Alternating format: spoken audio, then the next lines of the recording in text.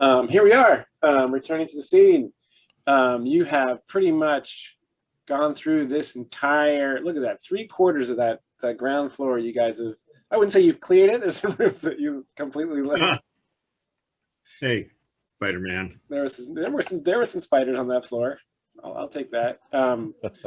And you have arrived at these steps, which lead up to the south wing of the building. We have Extrude in front with Jasper and Crespran right close at hand. We must you're take looking care into of the darkness. A small, perhaps you could call it a vestibule. Right, if you picture coming in out through the courtyard, up this colonnade, and then up these stairs. You're looking at a tiled floor with dry leaves and old dirt kind of scattered on it, and 3 doors on the opposite, on the facing wall there, and then a passageway to your right, which, if you recall, leads back towards the room where the lady in yellow. Right. So we're now on the ground floor. Correct. And just immediately to our left through that wall is the room where several of our dearest friends met their untimely and undeserved demise. That is right. That is correct. Funnel victims. Very sad. So where had we left off, guys? Where had we decided we were going to open up all this? Yeah, we're going to clear out this blackness for we the OCD impaired. And we had not OCD enabled, thank you very much. Right. We haven't gone to the basement yet, but there's some discussion about whether that is going to happen. Oh, I don't know there was that much discussion. I think there was broad consensus. Yeah, I think. Get reason. But yes. But I can't make out what you say through that mask, my friend. That's right. That's right. All right. So Trude says, let's walk in here. Is this to my right, to Trude's left? Yeah, that's an opening there. Yeah. So what does that look like? Okay, so that opens up into. All right, let's see if I've mastered the new owl bear part of the floor. I think I figured it out. Boink. As far as the basement is concerned, Jaspar thinks we should go down, see if it's kind of more like a storage prison, dusty, cobwebby place, or more like a vault where we keep valuables place, and decide then. Okay. And then decide whether to. Yes. Yeah. If it seems like all we're going to find is skeletons and angry spirits, I'll take a pass. But if there's a vault full of treasure and magic, what I'm concerned is by the time no. we find that out, it'll be too late. Oh, well, it looks like there's this is the way to the basement. That's actually, those are stairs up. Those are oh, okay. We've been up there. Yes, we were, and Jaspar and Allard managed to have some fun triggering a horrible trap. Right, we were bowling for evil spirits, blood-sucking mosquitoes or something. Yeah. So Extrude is the first person up those steps and into that room, and a figure materializes like 5 feet in front of her. A spectral figure dressed in as this it appears to be a male, upper body somewhat visible, and then kind of like dissolves into nothing below the waist. This figure materializes and in front of you and starts to walk towards you. How does Extrude react? He backs up. And sort of like pushing people back with her kind of thing? Yeah, like that. And I'll say, Crispon, let's hear it. So the figure has its hands out like this, as if asking, asking for something, for you to give it something. And you back up and call out to Crespin. And then its face kind of, what's the word I'm looking for? It kind of comes into focus, right? It's like somewhat unfocused. Its face comes into focus. And as you back up and call for Crespin's help, it just makes a face like, and then like turns and walks through one of the walls. It gives you kind of a, I guess the look is one of just kind of like dismay or disgust, and then it walks away. No, that was the look you gave us, Jason. You nailed it. That landed. That landed. Locked in. And then you're aware of a sickly sweet smell, which Jaspar immediately recognizes the smell of rotting flesh of some kind. Ugh. And that Someone smell, has died here. Yeah, so like as soon as that figure leaves, Recently. there's like this very powerful smell of rotting flesh. Certainly, this is not of the lady. Well, yes, but everything that we've encountered up until now is dust and bones, and this is flesh and decay. What do you think he wanted? Your soul? Perhaps a song? I didn't like the cleric. Did we make out the face? Had we seen the face? Jaspar recognized the face? A family resemblance A to lot of portraits, right? the lady. Oh my gosh, yes. Could it have been actually the third cousin once removed, the Legets, who was just happened to be visiting, perhaps? Oh, Allard did not recognize the face. No, in fact, Allard could recognize from what little of the attire was visible that this was definitely a servant. Possibly from the level of the jacket that it was wearing, you might have identified him as a butler. A snooty butler. Snooty butler. Oh, my friends, perhaps this butler, he is, oh God, I don't even know where I'm from. Our friend, perhaps this is the gentleman whose head was on the table upstairs in the jar. Do you remember there was that copper kettle that had the head on the second floor that was alone in the room?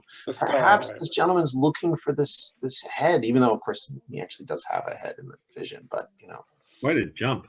What else could it be? I mean, I like that. Do we do something about it, or do we just move on?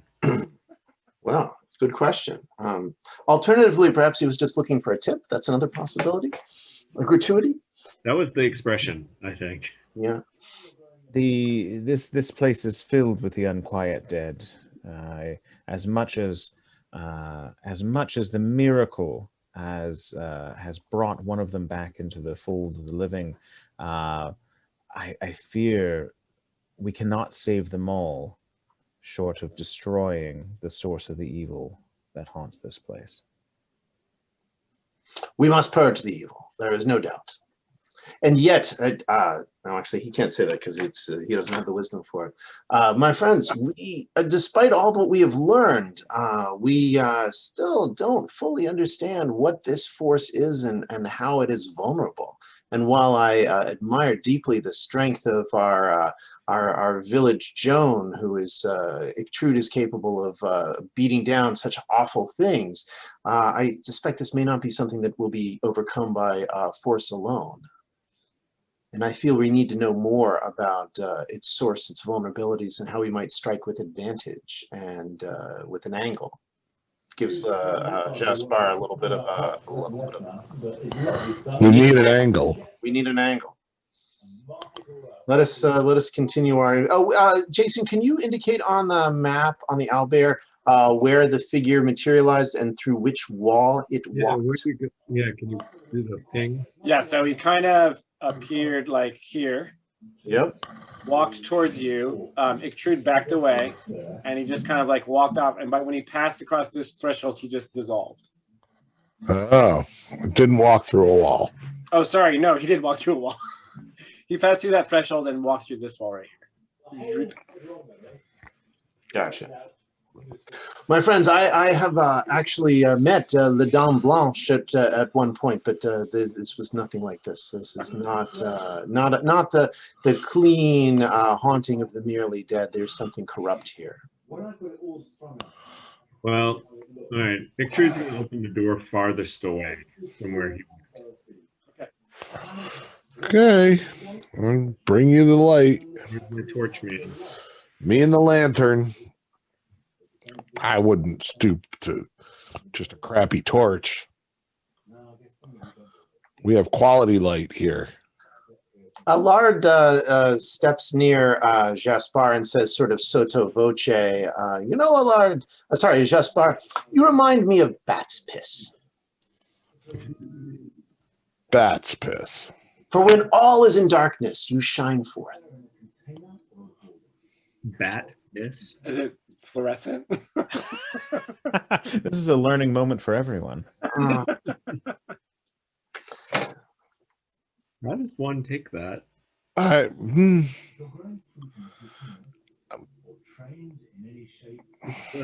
Is this a bonding moment or the opposite?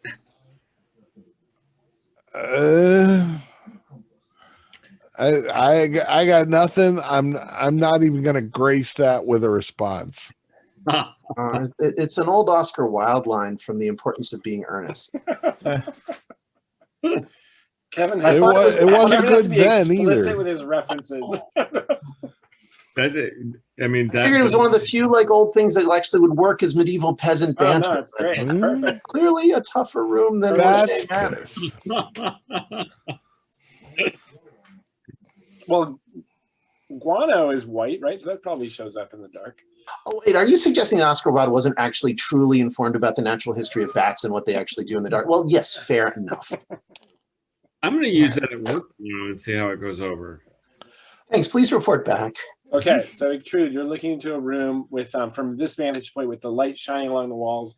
It catches on the walls. That near wall is there's a lot of kind of relief, sculpted relief on it, and you see that it is in fact carved wooden. The whole wall is carved in wood, and to resemble a floor-to-ceiling kind of forest of yew trees. So sort of a bas relief carved in wood of trees going all the way down the length of that wall towards the far end there. And from this vantage point, the floor is just kind of like warped kind of parquet flooring, no apparent furniture. You know, you can only see what the kind of cone of visibility from that perspective at the doorway, so you can't really see around the corner. But that's what you see from where you are. Okay.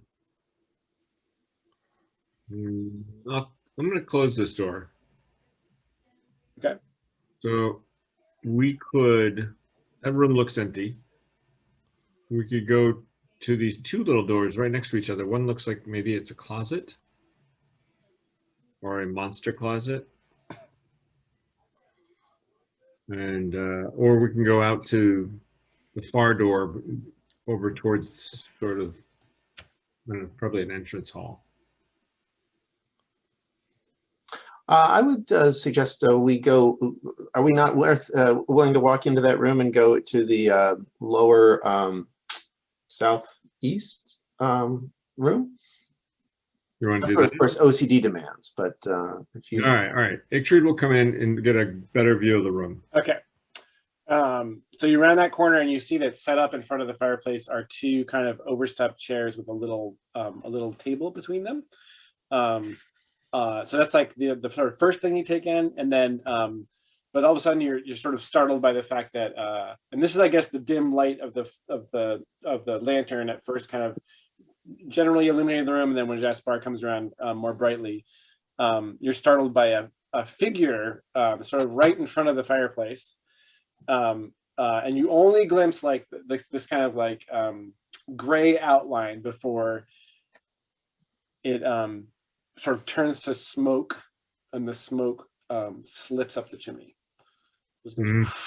And evaporates from view. Right, exactly. Thank you for. Is that you, Dean? Yeah. Using the laser pointer. There's a ghost. Yeah, so there's 2 chairs and a little table right there. And on the table, you see what looks like a clay pipe and a little pouch, a tobacco pouch, apparently. And the fireplace itself is framed by 2 carved yew trees, similar to those on the. And now you see that the opposite wall also has this kind of carved wooden forest along it. So this entire room is the walls are sort of nicely. And you can only imagine the work that went into carving these floor-to-ceiling trees. So this is basically the smoking room. That seems like a valid guess. I do want some brandy and a pipe. I think like that stuff on the table, the smoking stuff, that was spirit, like the spirit we just saw that disappeared through the wall. Seemed to. You know, there are some civilizations that use smoke to call spirits. Well, it seems the opposite here. The spirits call smoke? The spirits smoke. Well, what if we smoked and I don't know, made the spirits happy, or at least made me happy? I want no part of that. Yeah, Allard will walk over and look at the pouch and the pipe and see if everything's operational. Yeah, so like pick it up and examine it kind of thing. Yeah. Yeah. Okay, Is it so old? Looks like a fine clay pipe. You know, they were sort of a dime a dozen. There's nothing fancy about it. These clay pipes would like just be tossed aside as, you know, they break really easily. They're very disposable. How does the tobacco smell? Or the contents of the pouch? It has no smell whatsoever. It appears to be completely desiccated. Gabri would like to take a look at the stale, carvings. This is artistry of particular note here. And although he's not a craftsman like whoever worked here, he can appreciate the fine hand that went into it. But he'd like to take a look, both looking at the scene, but also appreciating the care that went into it, and see if there's anything of note that's embedded in this forest scene. Okay, great. Why don't you find answers to see? That is either wisdom to sense or discern, or intelligence to recall or study. Looks like you could either be studying or discerning. I will say, you said wisdom to discern? Yeah. I think that's it. All right. So 2d6 plus your modifier. So nothing, but I do think I still have a carry forward, so I will use that. 5. I mean, that was putting them in the tray, though. I hardly know if that counts as rolling. Wait, you broke one of the trees. Hey, yeah, I think Palmer, I found a secret. Oh. Palmer did establish a precedent of setting the dice in the tray. Okay, first. setting the dice in the tray, then of course, actual physical dice on your desk are also encouraged. Well, I managed to roll a 2 and a 2 and still get a 5. So nice. Fate doesn't care about Palmer's precedent. Excellent. Well, I'm going to email the developer about that, because I do think that's a great idea. That's some feedback would be good. All right, so you get to mark wisdom. So put a little mark in your wisdom look track at that. there. Everything's coming up, Gabri. Allard is going to put some of the old tobacco in the pipe and light it off, I guess the lantern, perhaps, and offer a smoke to Jaspar, who clearly took his witty banter as in not the right way, as a literal peace pipe. Okay.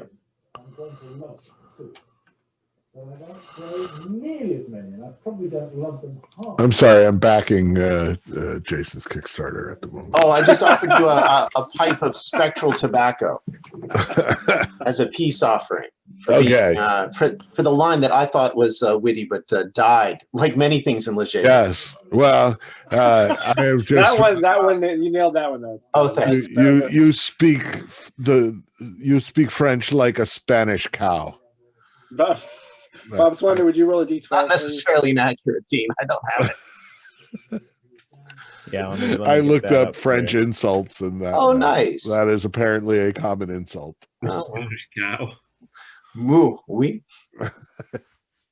All right. Yeah, I'll take a couple. Allard will take a 6. couple puffs You on got a the. 6. And then roll a d8. Is there liquor in 8. this room? 8. Okay. There's no apparent liquor in this room.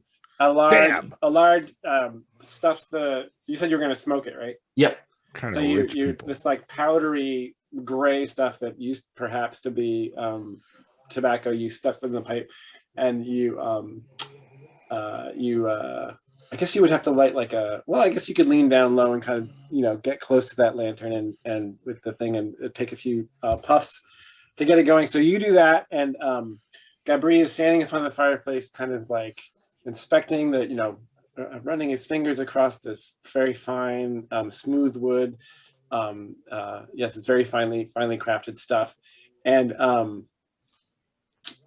a swarm of those white spiders emerges from the fireplace, like just comes out of the interior of the fireplace and starts to like crawl across the trees on either side, just like over half a dozen of them just kind of come out and just start crawling around the whole thing. Oh, geez. I back up. Exeunt. Stage left. If only we had a torch instead of a lantern, we could burn these things. Oh, well, I can. Allard, who seems to be doing all the talking tonight, Allard is the pipe. So, Jason, I get the implication that there is nothing smokable in this thing. This is a futile gesture. Yeah, I think that like it's so much moisture is gone that when you light it, it basically like goes up. Yeah. We'll put the pipe back down, and I guess the bag's probably not worth anything either. Unlimber a torch, and try to get it lit off the lantern instead. Okay, and where are you guys positioned? Would you mind moving your? I backed off from the spider place as soon as I saw them. Okay. So I'm where I am. Okay. Okay, you're there. All right, let me Yeah, and I in getting away from it, I shoved Gabri into the fireplace. Oh, a little bit. Okay, I mean, Gabri is eyeing the exit. I don't know why we'd need to stand and fight here. So they're crawling all over that wall. Allard's going to light his torch. Extrude, what are you up to? Extrude is going like this way. That opens the door. The one that she's standing near? Yep. That way? Yeah, that's actually where we're going in. Pointing to extrude. Were the French ever on the receiving end of a two-front war? I seem to recall maybe they were a few times. Okay. Well, now we understand why. Hiding under a towel is not going to save you, Palmer. It's more than a towel. It better be fairly thick, man, because we've got spiders behind us and nonsense ahead of us. Ooh, look at the size of this room. Thick and comfy. Out of the frying pan and into the fireplace. That's the title of today's episode. Is everybody making a move through that door that extrudes open, or do you want to? You betcha. Yep. Okay. Thou shalt not suffer a spider to live. It's not a bad phrase. You know, if it was like one or two big spiders, but trying to fight a swarm of spiders sounds awful. Ictrude, are you gonna? Yeah, so they're moving off the fireplace. Some of them are crawling on the floor. One of them shoots out a web to the ceiling and sort of starts to swing across. So they're kind of like gradually moving away from the fireplace. Not so fast that you can't get away from them, but they are kind of like starting to move about the room. Ictrude moves into the next chamber there. You see various pieces of what appears to be, somewhat fine furniture, little delicate legs and cute little drawer handles, that kind of thing, toppled and broken like most of the furniture in this place. And then there's like a rough semicircle of chairs and benches and other things around this massive fireplace in here. There are the double doors leading to the south there are destroyed. One is actually completely off its hinges in pieces. The other one is kind of still hanging on its hinges. There's wind kind of blowing in through that doorway, and the one that's still on on the jam is kind of like kind of whacking back and forth in the wind. What time is it, Jason? Is it light or dark out?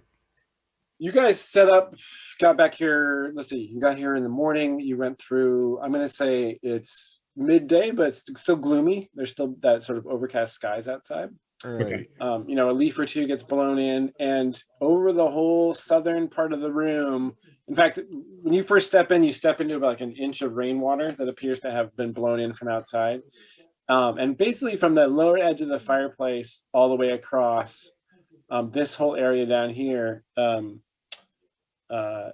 is there. The floor seems like a little bit sunken. There's like a depression, and it's full of rainwater. That you know, there's like leaves floating in it. So there's like I look up. Is it? Did it come in from above? Is the roof still? The roof, the ceiling is water damaged. Yep, there's like areas of plaster that are completely off and showing the boards underneath. It's mainly like big beams in this room with like plastered ceiling in between that, and some of that's come off. So it might be a combination of water that dripped in from above plus came in from outside. Is there anything else? Yeah, so that's big. There doesn't appear to be any occupant of this room. There's no sign of the spectral butler. Yeah, until the alligators come out of the water. Well, I'm gonna try and get to the north of the room so that I'm on dry floor. Okay. And tell people to hurry up, get in here, close it up, before the spiders. Okay. Well, Extrude doesn't seem to have died yet, so I'm gonna get up there too, and look out the doorway. That's I assume open to the outside. Yep, it is outside. Yeah, it's just gloomy out there.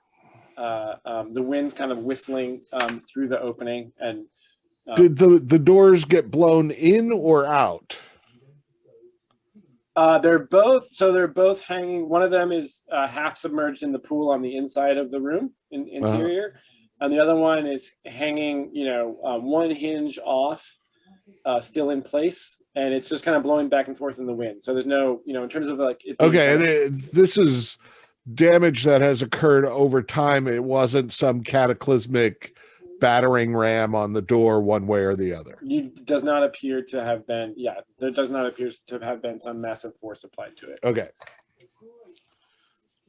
Allard will, Crispin, I think, goes in first, and then Allard second. Allard's going to see if he can avoid stepping in the water through nimble elven. Okay, and basically following Extrude's path. Everybody sort of. Yeah, can I close the door? Can Allard close the door behind us? Yep. So the spiders. Can spiders swim? Contained.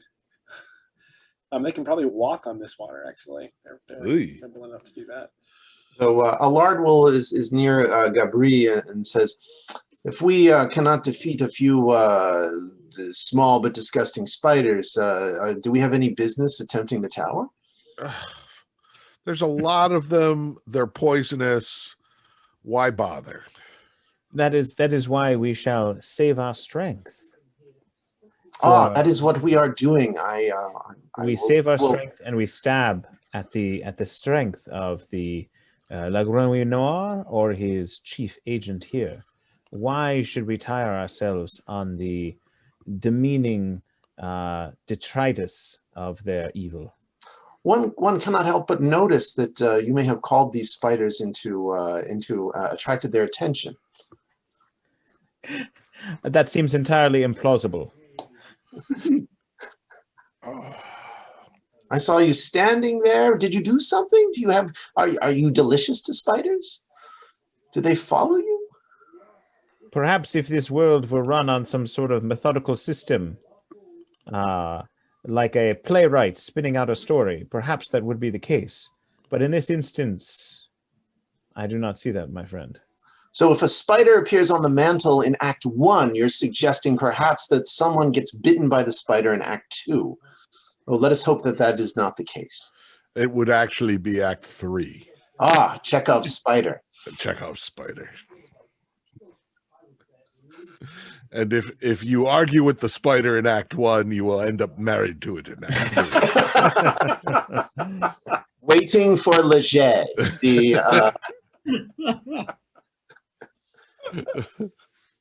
So we've entered a large room with a fireplace and a puddle of water and open flapping doors and a crappy ceiling.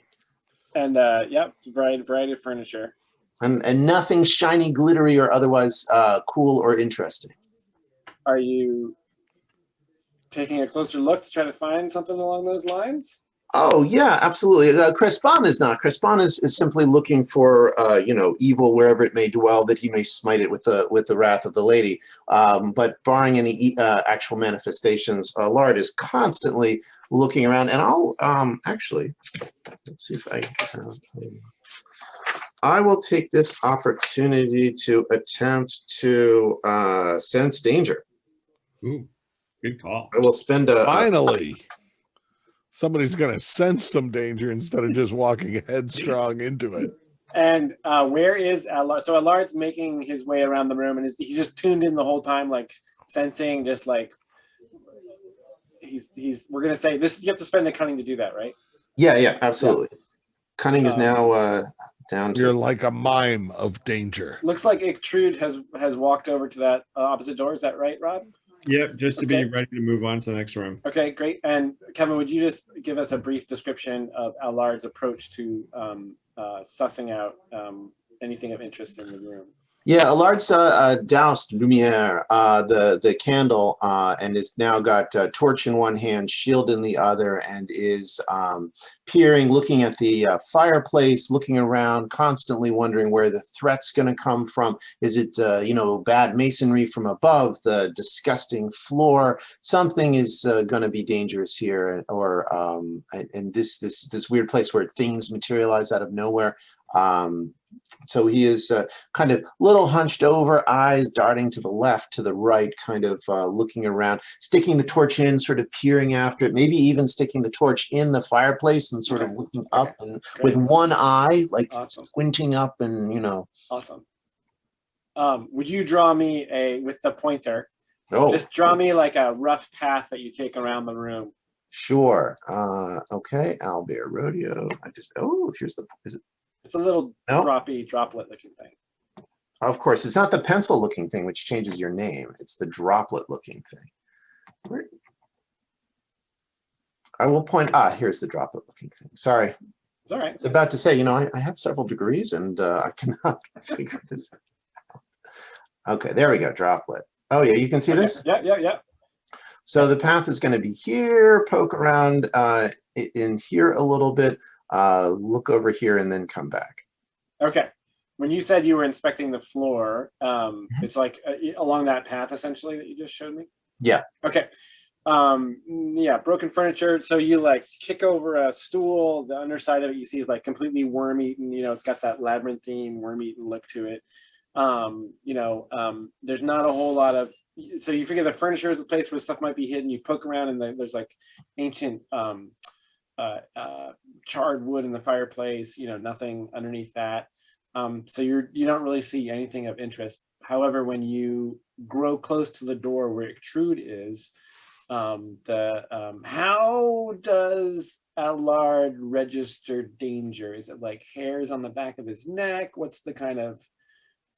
does that sense?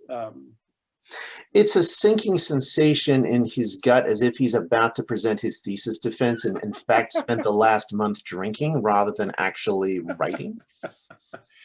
So as you approach that door, you get that that sinking, half hungover kind of that feeling kind of overtakes you, and you have the definite sense that.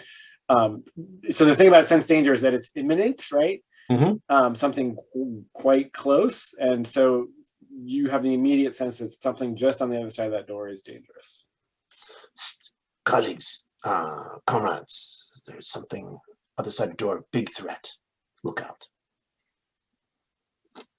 And I'm going to switch the torch to the hand holding the thing and get the sword out. Great. Excellent. Ictrude, you're at the door. Something very dangerous on the other side of this? Maui. Crossbows. Are Oh, they ready? Okay, I get Yes. out I unlimber my crossbow, winch it open, put the I pull bolt in. myself out of Jaspar's field of fire. I am ready. See, we learn. Okay, Jaspar's line got the shot lined up. Wait, did somebody else have a crossbow? Gabri does as well. Okay, so you guys both. So Trude's plan here. I mean, we have no. I'm not missing anything, right, guys? This isn't like the RPG where we all drink the potions and cast the scrolls to get our AC up. This is it. We got a couple of crossbows, and I have my helmet. And a whispered half prayer to the lady for I don't her know. divine intervention. Light the green candle. Maybe that'll help. Could you ask for like some kind of blessing, Crispon, to like give us some kind of advantage? I have something I can do. Oh, let's hear it. So I You're gonna sing. Because I had used this, but I don't think any of you have a Gabri forward still pending. At least I'm No. assuming not. So just a little piece that Gabri will start under his breath. Faith, faith, my fellows, despite the danger here. Faith, faith, my fellows, do not let fear in here. He's going to start to try and do just a little bit of song to inspire and rally. So this would be a motivating song that he's going to perform. Performed in a little bit of a whisper like that, like any accompaniment or just. No, this is a cappella.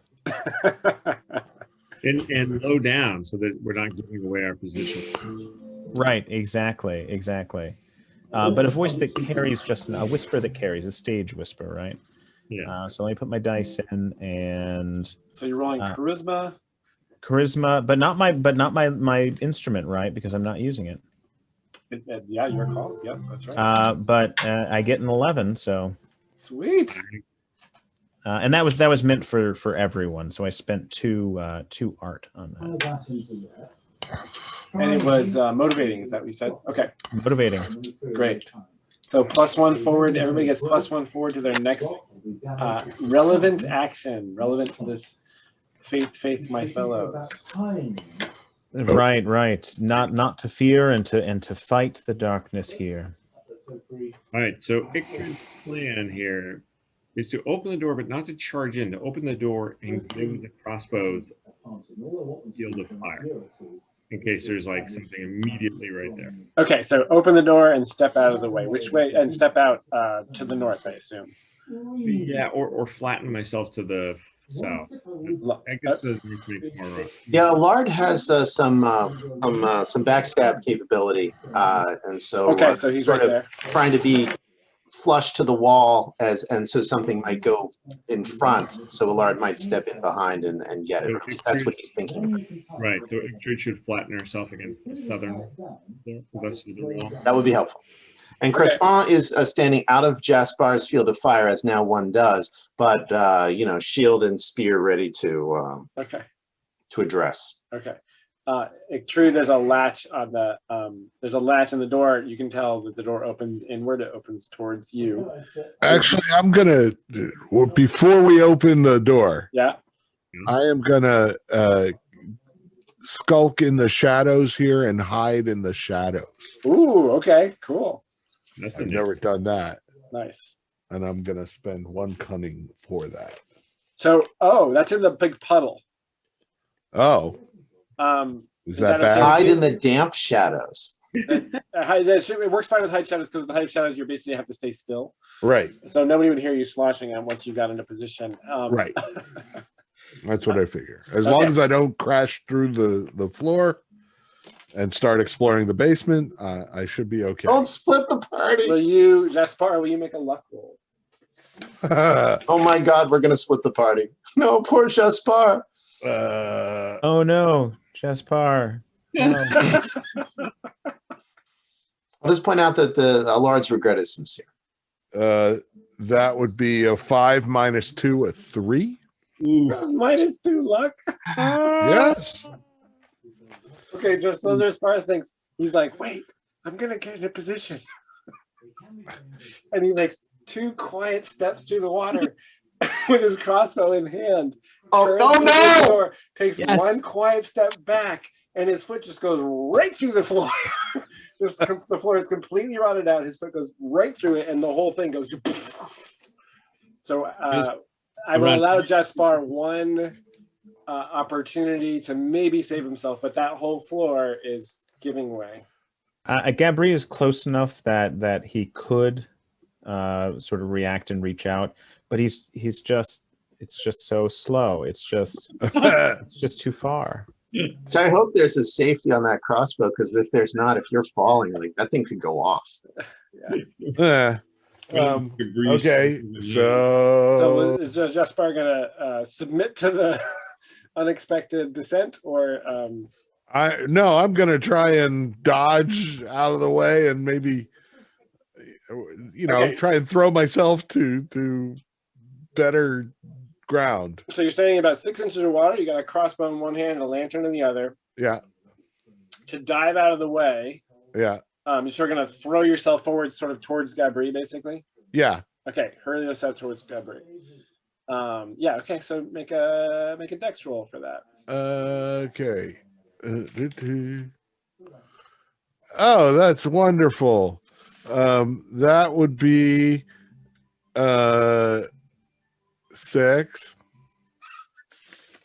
With the +1 forward from. Oh no, I Oh. didn't use the +1 forward or but the. that doesn't apply though.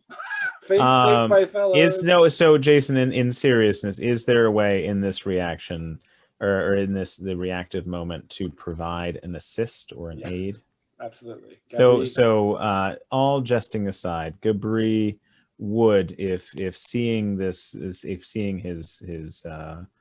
fellow man-at-arms heading down this hole, I think he would try to drop his. I mean, I think he would have to drop his crossbow or sort of toss it to the side and reflexively reach out and Make his a grab. hands. Okay, great. Now, when you do that, when you aid someone and they're in this kind of situation, you are subject to the repercussions. Penalty. So you'll be Well, coming it'll be a down to the basement two-person with me. party in the basement, so you'll have a chance. Yeah. Right. We'll toss things down on you. So I need to make a roll, right? You actually aid is just a straight up +1. Oh, okay. Now, usually that you have to gets me a declare it 7. before the roll is made. Oh, sorry. Well. Oh. Oh no.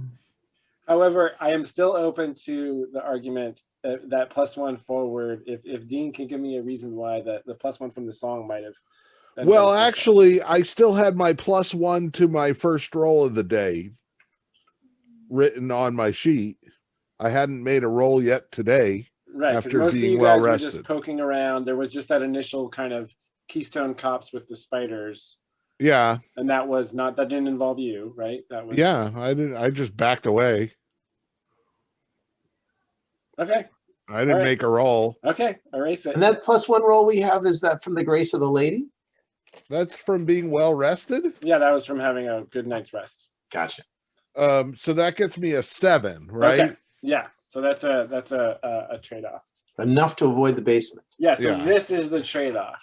You either go down with the floor, and hold on to all your stuff, or your crossbow and your lantern, you throw them behind you. What And about the dog? lose them to the depths. What about the the dog? dog is tied to you, right? Right. Yeah. Mountaineers. Oh my God. Swinging That dog goes down below. And the Yeah, puppy yeah, is yeah. on Fishing top No, until I'm the rope good. yanks it down. If the dog is going down, I'm going down. Well, the dog is tied to you, so I think the dog can hang on. But to save yourself, you're going to have to throw aside the lantern and the crossbow, or you just go. I'm going. You're going. I'm going. That's what I like to see. If I die, so be it. Boris and I will be together. In retrospect, the danger was not behind the door after all. It was at our feet. Indeed.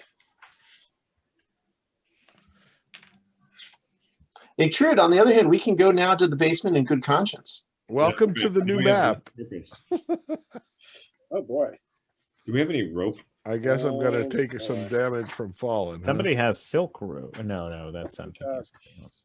That's a different campaign, It's a Swander. different campaign. Oh my god. Okay. So everybody's focused on the door. Retreat goes to move to open it. Jaspar says, and like takes a moment to put himself in position. There's his leg goes completely through. Gabri makes a half-hearted lunge to save him. There's a just like a crunch as like whatever supporting beams under there just completely give way. And as I fall, I yell, "Fly, you fools!" So basically, like, how do you draw? Oh, that's annoying. I wonder if there's a polygon paintbrush. Would that do it? I mean, I suggest that Boris, with his Gabri- little rope, swings it and catches my ankle and pulls. Oh. Yeah, so this much of the floor gives out, and all the water just goes down with Jaspar. The lantern is snuffed by that downpour of water. So then that leaves the light of the candle, right? Or also, Allard lit a torch. Is that still going? He lit her Yeah, I torch. got the torch. Allard has his torch. Okay. So Good huge, planning. cacophonous sound as everything gives way. Everybody turns in horror, perhaps, and this gaping hole into darkness. Jaspar takes 1d6 points of damage. Okay. You roll them, I roll? You roll. Oh, I roll. Okay. Well, the good news is you've been rolling low all day. Let's see. I guess how do I do that and I do 1d6. 1! Woohoo! Make that that luck work for you. Boris absorbed your fall. No, just kidding. Just kidding. There's a gift. On the plus side, I did spend that cunning to hide in shadows, so no one can see me down here. Ooh, really? So when you hit the ground, you're just gonna I'm hiding. Boom, you're lying still. 3-point landing. Okay. So, Doing the hero landing. yeah. Oh, and the light would have gone out, right? The Because light- of the all the light's water. The definitely lamp out. Yeah. was probably snuffed. So that's definitely up. Since you did just suffer 1 point of damage there, and I mean you're falling about 15 feet. Will you describe to me how it is that you do land? I wish I could just paste a picture. Of a landing on a Yes. like on But your on 2 feet. can I share my screen? Let me give you the privilege to do so. Yeah, go ahead. No. You have a picture? You're looking up a picture of this? Yes.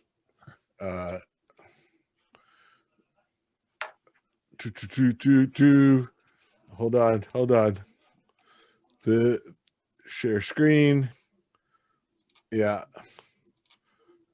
Share. That. Oh, shoot. Go right stuff. Appreciate strong. That is sorry. truly That truly right there. inspiring. Ah,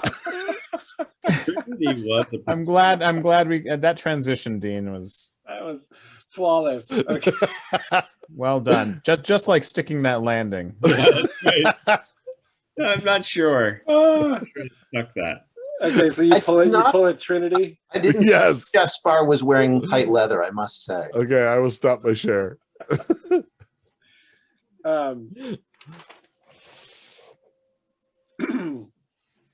Great. So there's like kaboosh, and when we the audience, that like shower of water and broken Yeah. wood. There's like a clong clong clong as the wood. You're low to the ground, but you're in that position. And essentially all that fire that's around Trinity, that's all water Right, that's around all water. me. It's like flash dance.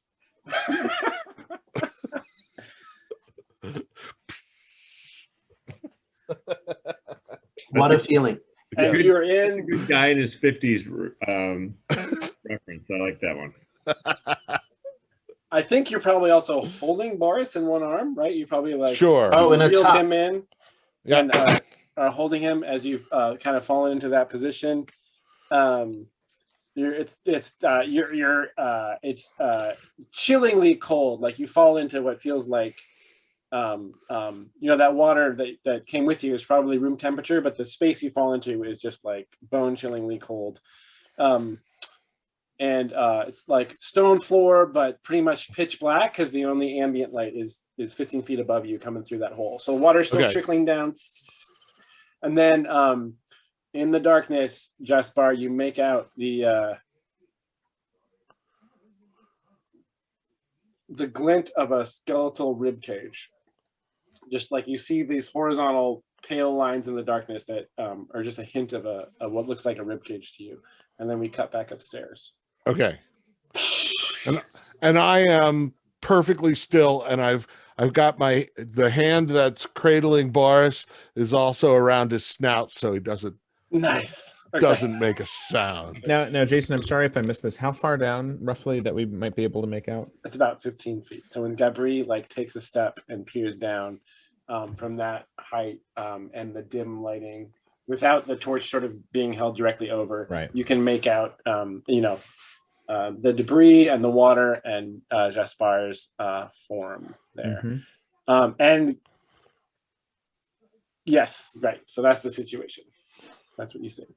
The door, does that open towards us or out? Towards us. It opens inward, yeah. Okay, so Ictrude will turn her back and put her back up against the door so nobody could open it to come through. Okay. The rest of the party deals with this new problem. Okay, great. Alar and Crespin, any reactions? I still feel bad. Like there's something bad on the other side of that door that now Ictrude has put her back against. I see Rob's completely covered up now. So okay, fair enough. I can understand that reaction too. Yeah. And Crespin? Crespin's holding the shield and spear and is really still trying to process what has exactly happened. Was this an attack? Is this magic? Is this spirit? What? How could the floor suddenly give way? Jaspar is a scavenger. He's a French peasant. He's not that big a dude. How he's still sort of processing it and is looking to both sides. Looking, frankly, to Ictrude for her leadership in this moment. I think that's what Crespin is probably doing. Okay. Allard has got his shoulder kind of glued to the wall, shield, torch, and sword, and is just still tensed and coiled, ready to spring, and is not sure. He's thinking in the moment that Ictrude is about to get somehow knocked down by that door and is waiting to strike whatever comes through. Okay, and it's fair to so from all that, it's fair to say there's a long pause where all we hear is the final trickles of the water kind of falling down into the lower level there. Drip, drip, drip, drip. Is he alive? Look and see if he's alive. Do we have a rope? Respond. Do you have a rope? Do I have a rope? I look up and do this. So you're looking at Gabri. No, he actually. is hungry, I believe.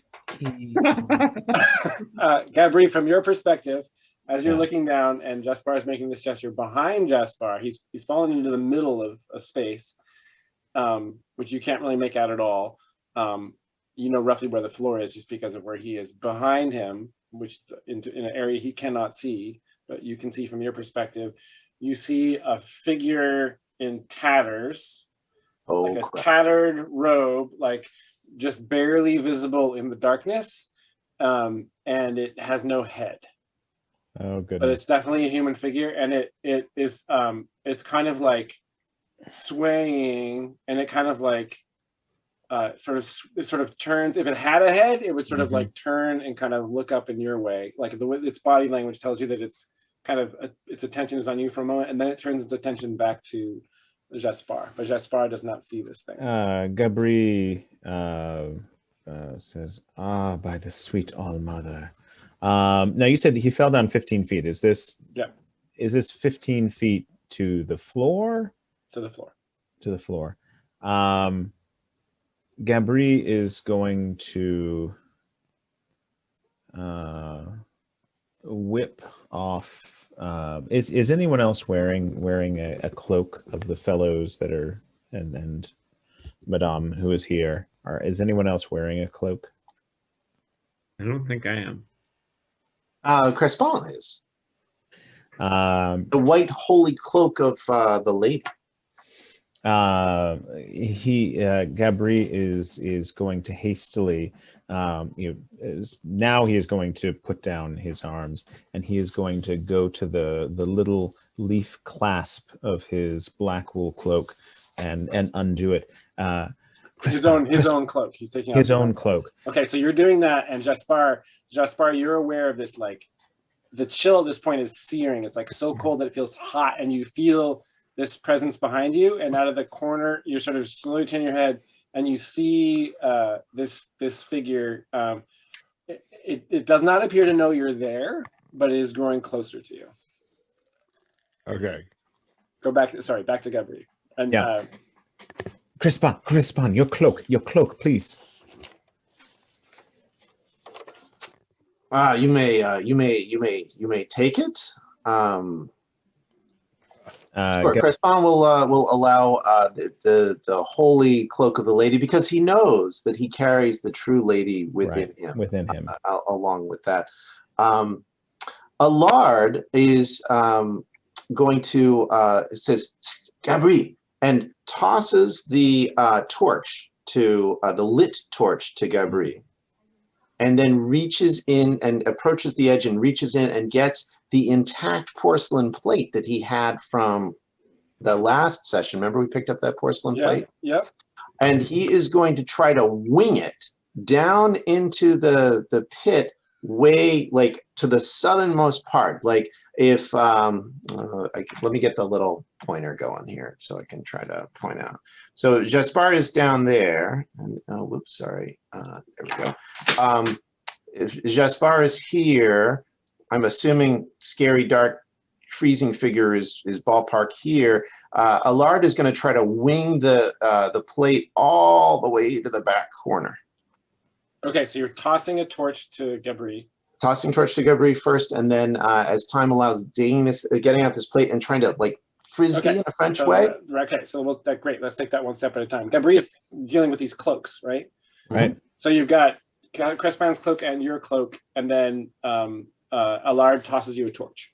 Yes. I sort of rebuff the torch, and it goes to the ground. I'm holding these cloaks. Okay. Question though, did one of the cloaks catch fire? I mean, by rebuff the torch, what's your? He tosses this torch. I'm holding all this cloth. I sort of bounce it away from my body, and back towards him, basically, or toward Crespon's feet.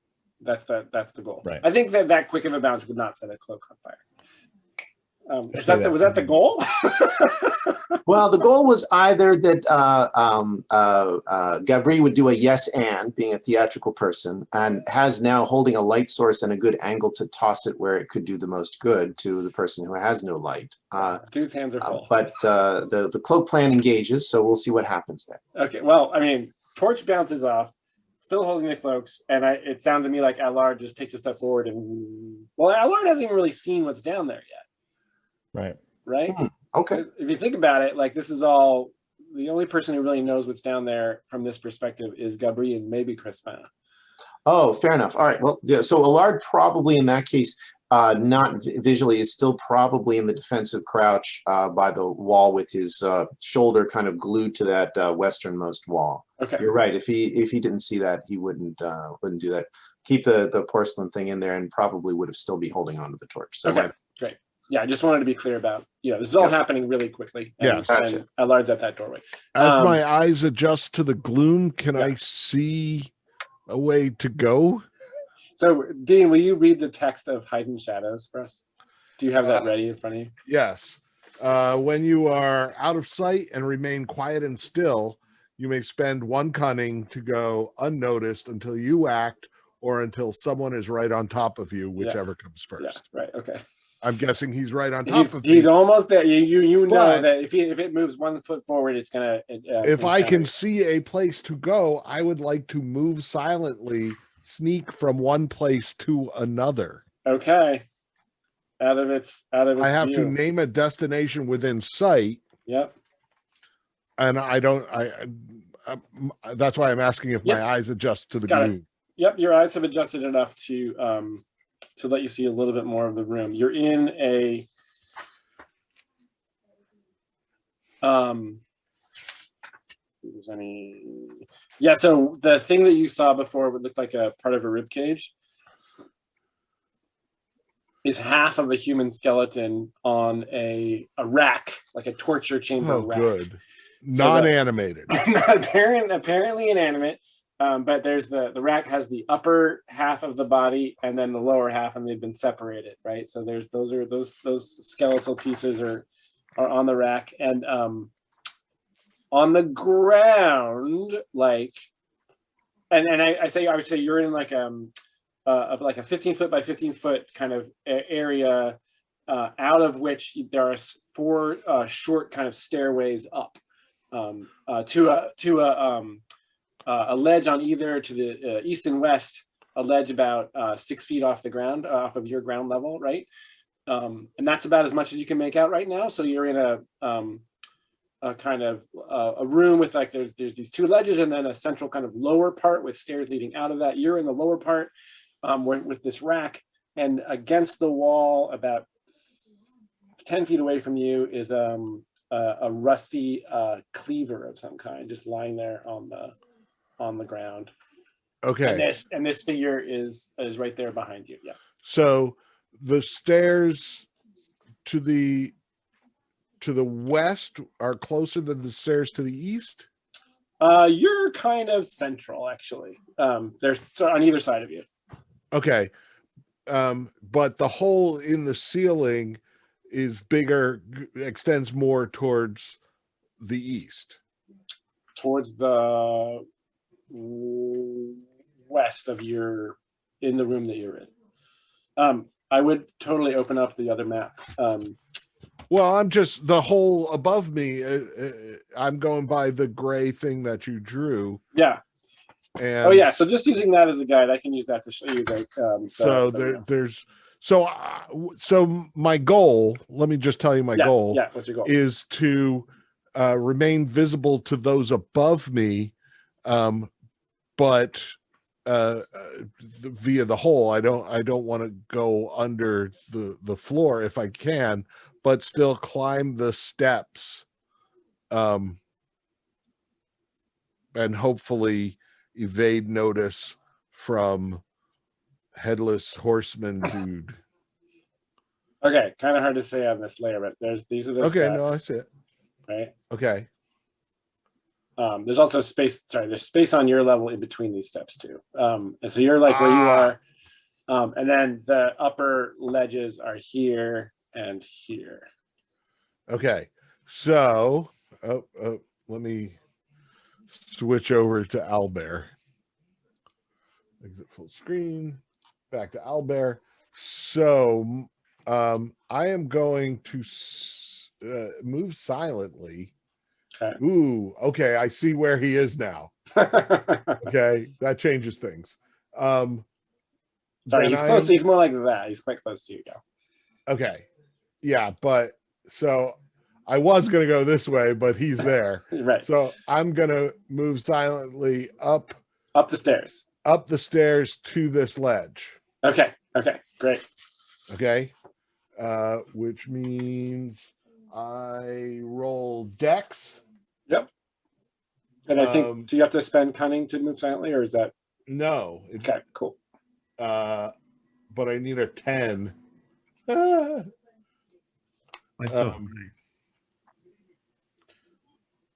by the way, on that dexterity roll that I basically failed, do I get to mark dexterity? Yes. No, because you got bumped up to a 7. Oh, that's right. And you chose to take the dive. Right. Okay. Yeah. Okay. It's the luck roll that I really failed badly, which you And can't. you never mark get to luck. mark luck. Your luck never Okay. improves. Yeah. So then, oh God in heaven above. Technically the lady.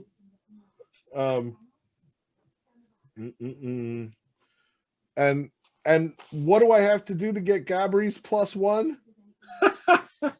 Gabri, what were the lyrics to the song? You just have to compliment his singing. That's really all it takes. No, you get the +1 for doing something daring and being brave in the face of the darkness here. You mean not running away from something?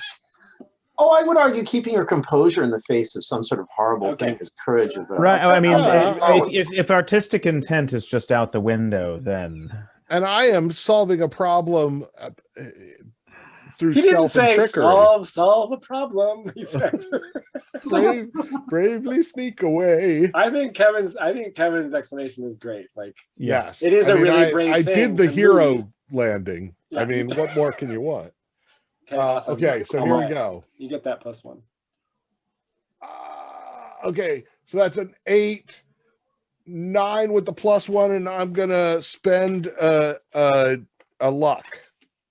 Okay, what's your area of expertise? Stealth. Tricks. Oh wait, so you could spend a point of cunning if you didn't want to spend luck. Just saying. Oh yes, then I will yeah. spend my last point of cunning. Ooh, the last one.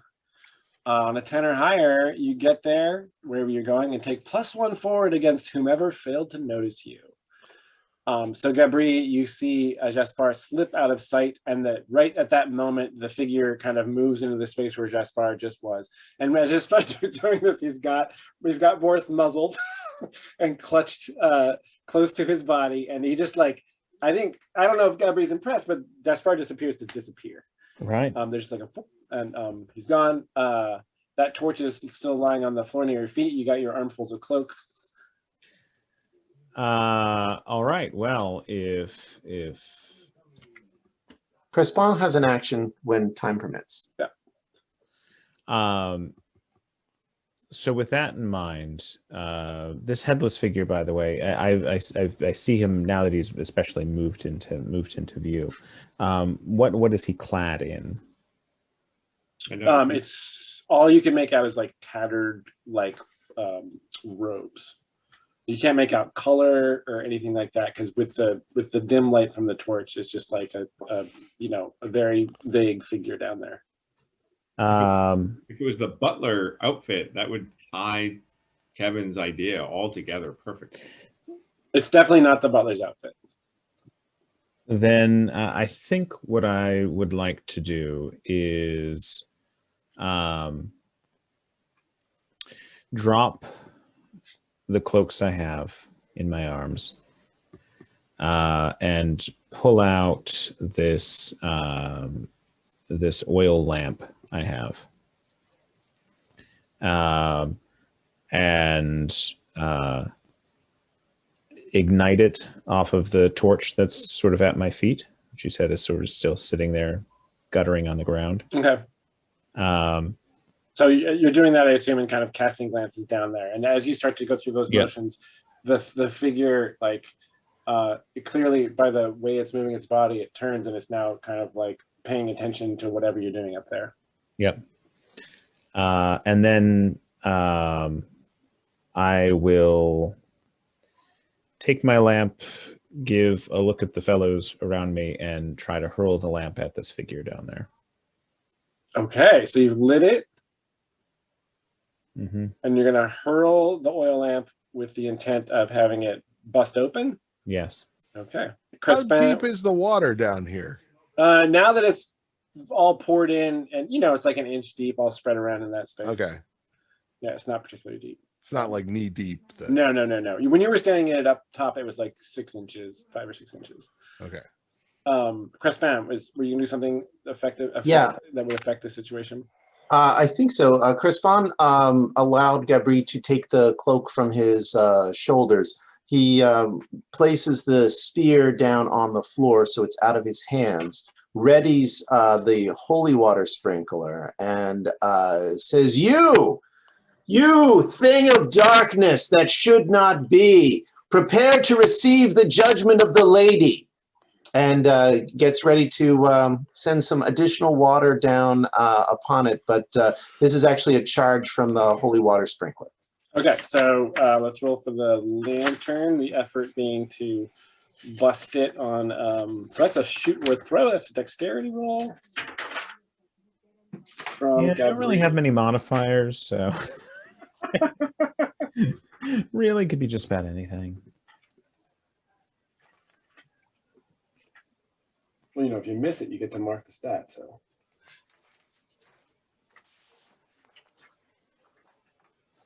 Strategic fails. Yeah. Did you roll yet? No. Oh, sorry. Yeah. I'll take it. A 10. Okay. Nice. Great. So that you hurl it as Crespan says, "You," and there's like a jerk to the body, and the lantern.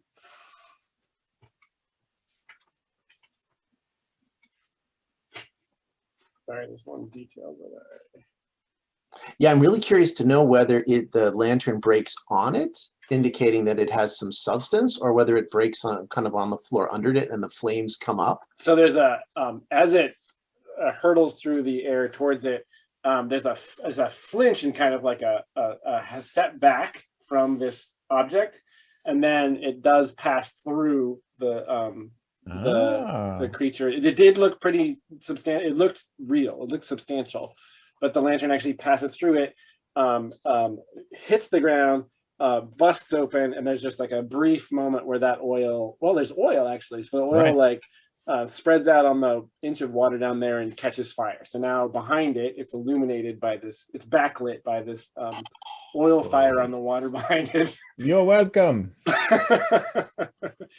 And Crespin, from this vantage point at your position, you've got the holy water sprinkler. Is it like a downward, like? Yeah, I think so. It's sort of a downward flicking, to cover the creature, and with a shouted condemnation of the thing, and an invocation of the lady's vengeance upon Le Grenouille Noir and all its works.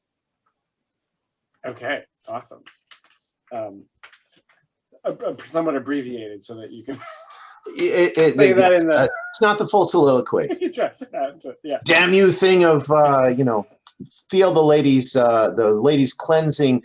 The ladies' cleansing. Gosh, what would it be? Ladies' cleansing tears upon you. Ooh, the ladies' cleansing tears upon you. Oh my God! Yeah. Okay. There we go. Yeah. So that would be dexterity to like. I think so. Yeah, I have I think this is actually Crespin's first thing of the day. So +1, I guess, for being well rested, and also +1 for dexterity, which is actually surprising. And a +1 forward. Oh, it's courageous, right? We're confronting the darkness. We're not lighting a candle. We're cursing the darkness. If that song was meant for anything, it was for this, I think. All right, so +3. Let's see. Survey says, oh, a 10. 7 + 3. Nice. All right, roll 1d8. All right. Oh, look at that. Oh, wait a minute. That crap. All right, hold on. Oops. All right, there we go. We got a 2. You got a 2? I got a 2. Okay. So the firelight catches the droplets of water, and this is all Jespar. You're seeing this from your perch up on that ledge that you swiftly move to. And by the way, there's a sturdy ironclad wooden door right up there on that ledge leading out of the room. So these, the holy water showers down, catching the firelight as it does so. The creature, when the oil caught fire and kind of lit up that space down there, it kind of turned and kind of recoiled from the fire. And in that moment of recoiling, it's struck from above by the tears of the lady. And as those droplets don't pass through it. There's like a and like steam or smoke just starts to issue from the points of contact, and it like wheels around and staggers back out of sight in the direction of Jaspar. So it goes that way. Oh no! So it's clearly trying to get away from that fire. And then this other stuff that just happened to it from above. So it moves that way. And maybe this is a good place to call it. Mm-hmm. That makes sense. Oh, cliffhanger. It's a moment of high drama. Thump, thump, thump, thump. So this will just be part one of a two-part that I will edit Well, together. Jason, this is actually you call it after there is the thump thump thump on the door behind Gertrude. Oh yes, thank you. Yeah, I'm waiting for something to bang through that door. Thank you, GM Bob, for for that thoughtful addition. Yes, that is exactly what happens. It's that moment. The figure disappears from sight, and there's the door goes against Gertrude's body. It just gives me an opportunity to mark experience for a fighter when I get to hold the door. There we go. Yeah. Right. Hodor. That didn't work out. Door. Let's hope for a better outcome for Gertrude. We'll see. Well, 11 o'clock is good for me. Okay. Yeah, no, that's good. Rob, do you think Gabri holds a grudge? Like, I wonder if Gabri holds a grudge. Of course, Gabri holds a grudge. Is I there think any so. question at all? He is snobbish. Fucking Of course snobby he elf. has a grudge. Yeah. Of course. What were you planning with the cloaks? Tie them together and fish them out. Ah, gotcha. That's a nice That's thought. what I thought you were going for, yeah. Yeah, evacuate him. But yeah, when that was no longer He slipped away. an in the option. corner. Yeah, I suspect we didn't have time, given the proximity of that figure. Because Yeah, I that's was fair. wondering whether we would human chain like Crespon could lower the not pointy end of the spear down, and we could somebody could grab Crespon's feet, and we could try to like haul him up. But Just like spearfish me. oh, well, the way we were rolling tonight, that would have ended badly.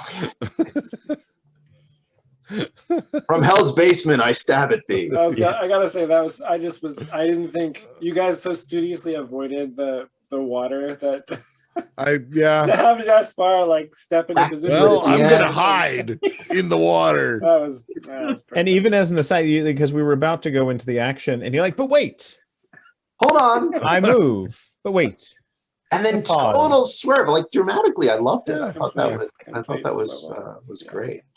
Well done. Oh God. And we're gonna have a two-front war. Yeah, what I wonder about is that dude downstairs with no head, is that his head up on the, like, not the butler's head, but is that his head up on the second floor? Because this guy clearly is absent of Well, shut you know up. what? It doesn't matter. We're not giving it to him. Well, maybe we should. Like, maybe that's what puts him to Then rest. he'll be able to see me. Well, not if we don't point the head at him. Like, we control the head. We can. Oh my God, we could have the head and have conversations. Oh, monsieur, you should not Look at do my that with your butt body. crack.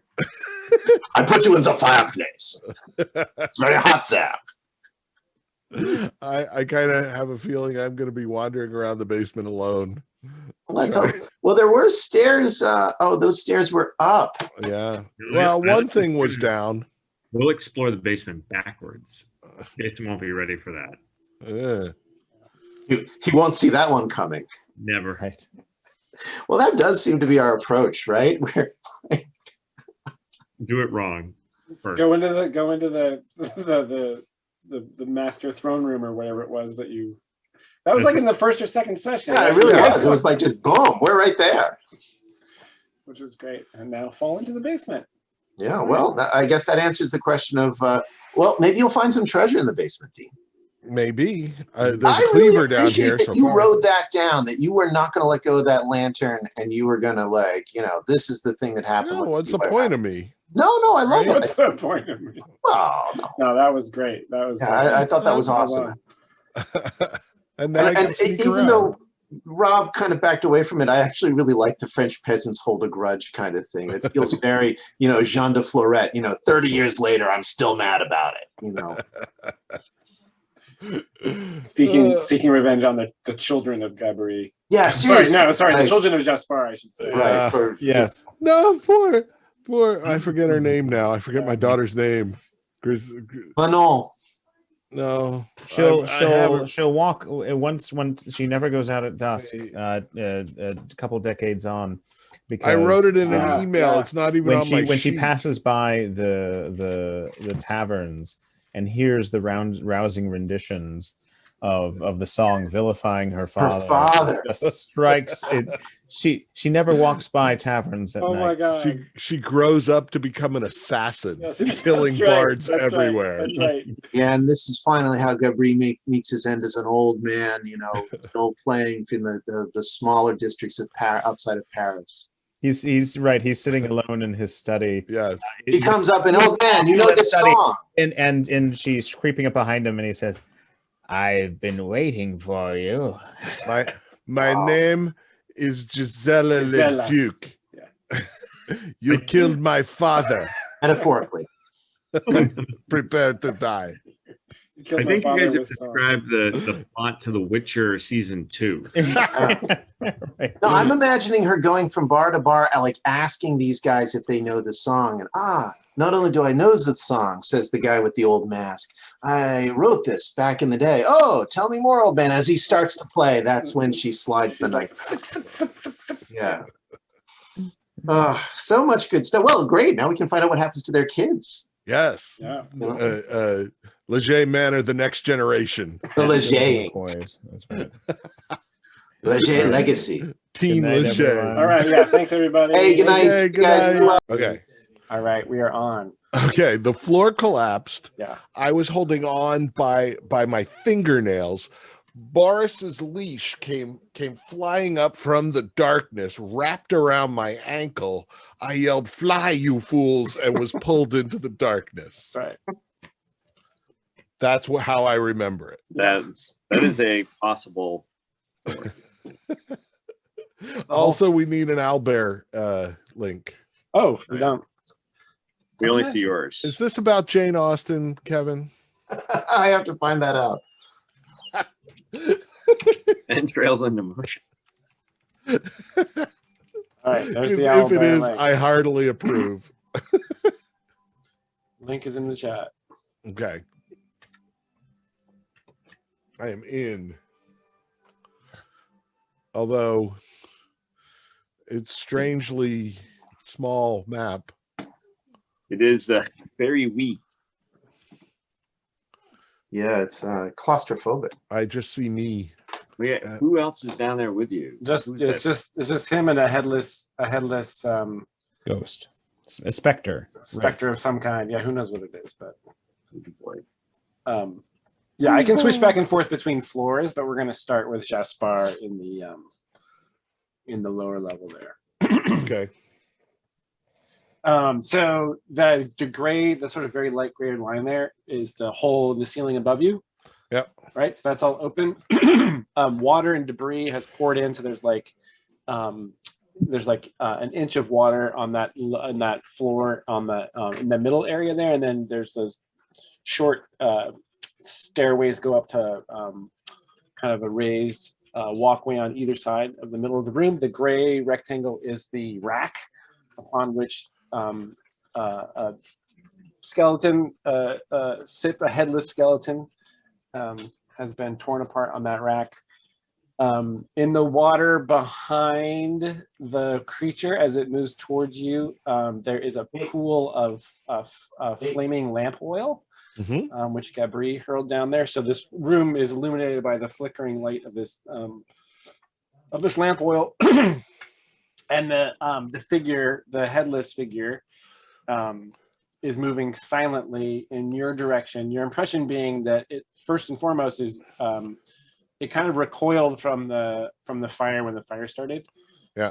So it is sort of retreating in your direction. It's not like making a beeline for you, but it is kind of coming towards you. Is this a door? That is a door. Oh. But it was an iron door or something like that, right? It's bound in iron, and well, let's see. In the Jasper can't really make out the details, but could maybe in passing could sort of put a hand on it and you know that it was like a wooden iron bound door. Okay. So what do you do? Can I find the latch or the knob of that door and try it? Yeah. So you find the so you reach over, so you're up against the wall, and you got Boris under one arm. Yeah. With like your hand over his muzzle, or is he? Yeah. Okay. So here's how we're going. Crossbow, Boris, right? Yeah. Lantern. And I assume Lantern has some kind of holder that I can put around my wrist. Wait, isn't your lantern busted? It is out currently because of all the water. Oh, okay. But I remember you gave me the choice to lose them or go down the hole, and I chose to go down the hole. Got it. Okay, so you got the lantern. Yeah, there's like some kind of leather loop on top that you can put your hand through. Okay, so I'm using my lantern hand to try the door. Okay, so you're reaching across to try that. So move silently is like moving from place to place. Right. If you stay totally still, you know, nobody will find you until they're right on top of you because of hidden shadows. Right, but he's heading towards me. That's right. He's heading towards you. So you're going to make a move there. And so I would say that's, I think you got to make a saving throw to avoid drawing attention to yourself. Okay. By doing that. Let me guess. Luck? I'm going to let you do luck or dexterity. Yeah. Whichever one you think is. Dexterity, for sure. Oh, yeah, you got that. I've got the worst luck. I am the unluckiest thief that ever lived. You can kind of tell that by your presence in the basement, being trapped by this, headless thing from beyond. I'm about to roll 3d6 because that's the other game.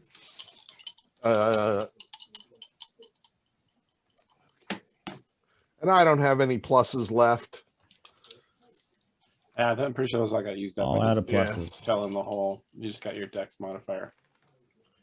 And I roll a 3. Oh, nice. Oh.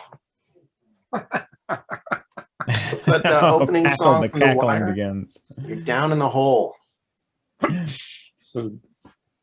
when Tom Waits starts. That's singing. the version I'm hearing in my head. Yeah. So you reach over. So you got, let's see, Boris on your right. So you're reaching across your body with your lamp hand to reach for that, for that handle. You go to click it, like you know, it's one of these like the lantern clonks into the door. No, actually, Okay. what you try to do is you pull it off. Something else happens elsewhere, which I'll get to in a second. That your roll makes something else happen. You click the latch, and you're a thief, and you have some experience with this kind of thing. And when you pull it down, you realize that there's an internal mechanism that is locked. Ugh.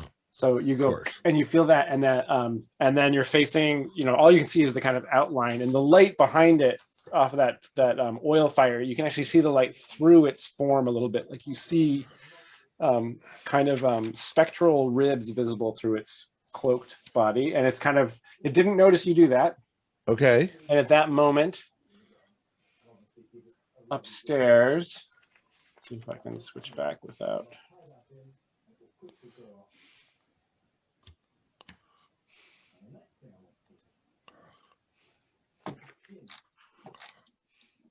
All right. So, all right, here we are. You guys seeing that? Yeah. Yeah. Okay. At that moment, the door in the opposite corner from the gang, the northeast door there, bursts open. And two figures stagger into the room.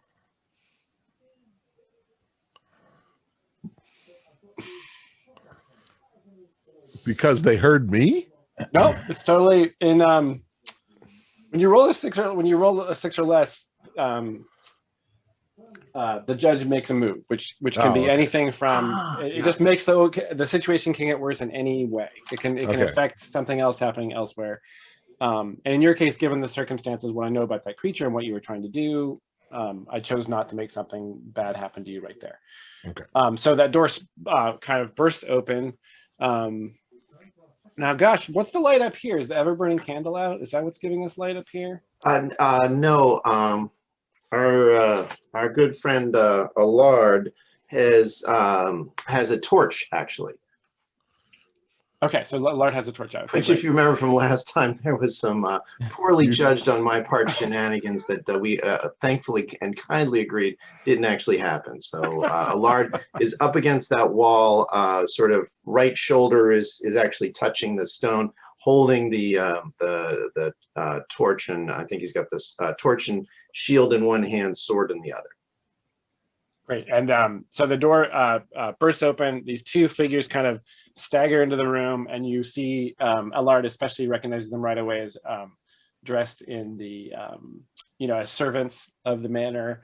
And they look as kind of sickly and drawn as the Anakin, the one that you rescued with a little dance, if you recall that moment of salvation. So two more I don't know what you guys want to call them, but these the servants of sickly servants or servants of Cedavang. Of Cedavang, yeah. And Ictrude feels the door behind her, like something kind of bangs on the door behind her, and the latch kind of rattles in its socket there. So what are you guys up? What are you guys up top to? And Jason, recall for us, so there is this enormous hole in the floor in front of the double doors, but I seem to recollect the doors were actually open. That's right.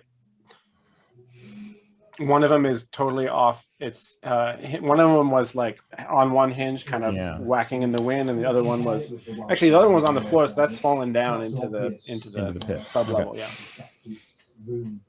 But it's very important in the story of the creation of the garden because I'm sorry, Lori just came home and I had a debrief with her. Oh, understandable. So there are two monkey ghosts on the other side of the room. The Cedavang servants, the little liveried, sickly, come in. Corrupted servants, former staff now under the sway of Le Grand Noir. Right, and meanwhile the door you've been gently resting up against has started to shudder and shake. Remember, there was going to be something coming in, and you, because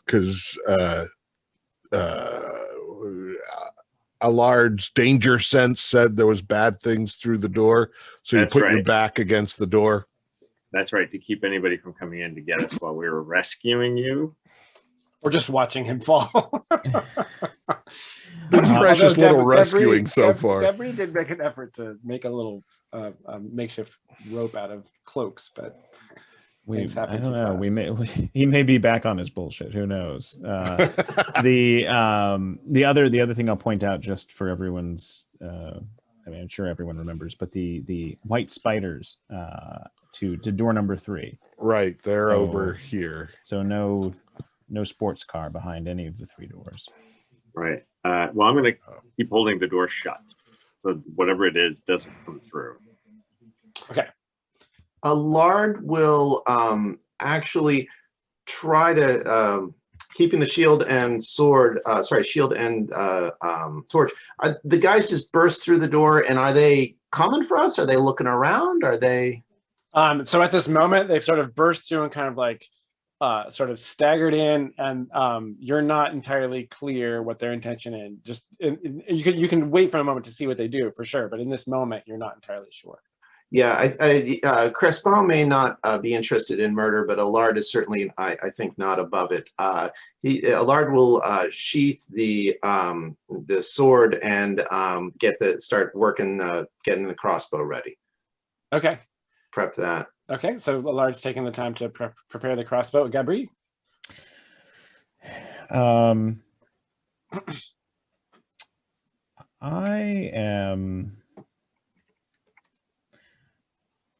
I am going to take a look at these servants, then see the door shut, and Gambri is going to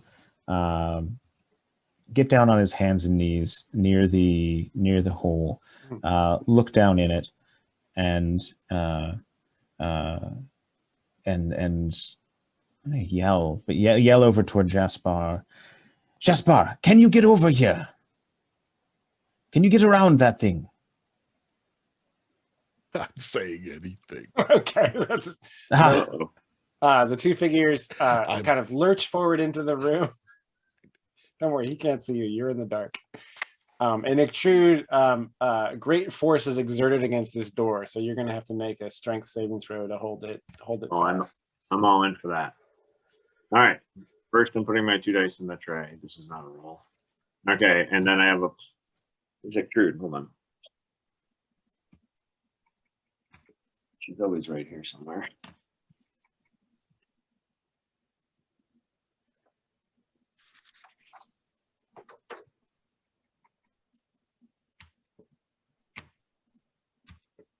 Okay. I'm pretty sure there's a +2 strength. It's the Owlbear Rodeo. This is 17 strength. Is that a +3? You're going to make a plus. Yeah, you got +2. You got a 17 strength, so +2 strength roll. Yeah. Plus, okay. All right. So here's my roll. Boost. Oh, 7. That's barely something good. By the way, Jason, since I failed my dex roll so miserably before, Yeah. Mark dex. Can I mark it? Yep. Sorry, forgot to tell you that. Yep. That's built into the move there. okay. So worst outcome hard. Okay. So there's a the door kind of the latch, the force against the door actually pops the iron latch off, and Extrude manages to like force it back. So there's a moment where it sort of pops open and you force it back, and there's a and you see the tip, just the very, very tip of an axe come through the wooden part of the door above Extrude's right shoulder. So someone on the other side has taken a whack at that door with an axe. The two servants of Cedavang now Crespin can see that they have malevolent intent as they kind of focus in on the three of you that are closest to them and start to come at you. Crespin has an action. Okay.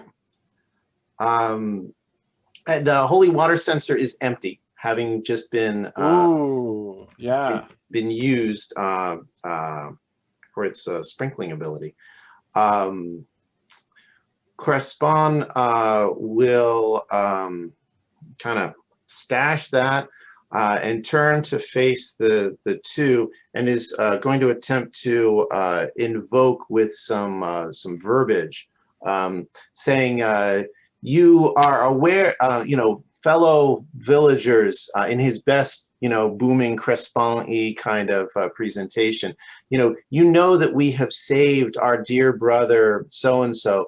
I now ask for the lady's salvation, that you too may be freed from Le Grand Noir and come back to the light. Wow. So just a straight up come back to the light. Come back to the light, and I'm the move I'm trying to do is invoke. Yeah. And I'm trying to do. I think this is going to be if I'm got the tags right. I think it's going to be momentous, which is a 2 hubris. Yep. Because I'm trying to cure, essentially. Like, I'm conceiving this, and of course maybe hubris on my own, that conceiving this as a spiritual sickness that I'm attempting to cure. Yeah, great. I'll buy it for sure. So that's going to be a -2 to the roll, and you bear your holy symbol, right? Yep. So that makes and I have 3 favor at the moment. Okay. So I can burn. Before you roll the dice, you can burn. Before I roll the dice, I can burn favor. Is there any reason I wouldn't want to burn all 3? I mean, you might need some later. Yeah, no, absolutely. But you know, Chris Baum's wisdom is all of 6, and this is super important to him. You know, he was super.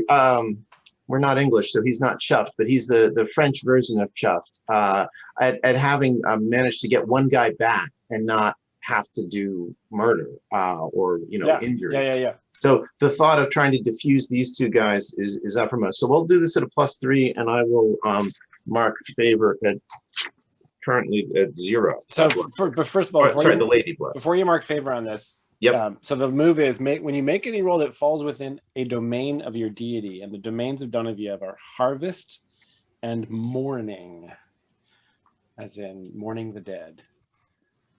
So the invocation's great; it'll totally work. Whether or not you can spend favor on it will depend on if you can sort of rationalize how it falls within one of her domains.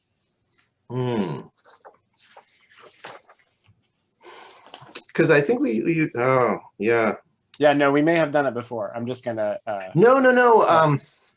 So Crespon certainly interpreted the mourning as vengeance, which sadly is really good for let's purge the unclean with fire. Right. But in retrospect, maybe not so good for let's bring these afflicted souls back into the lady's favor. So I don't think just role-playing wise, I don't think I can justify it. To feed the hungry. I do have a note here. To feed the hungry, which I imagine to succor one's soul on the fruits of faith and hope, to bring them back from the brink.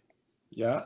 To nourish their souls, because truly, what is this that we're doing right now but a harvest of souls? Exactly. We're attempting to harvest them before Le Grand Nuit Noir can truly. They are ripe for the plucking, on the verge of spoilage, and we are. You know what we're doing, guys? We are bringing in the sheaves.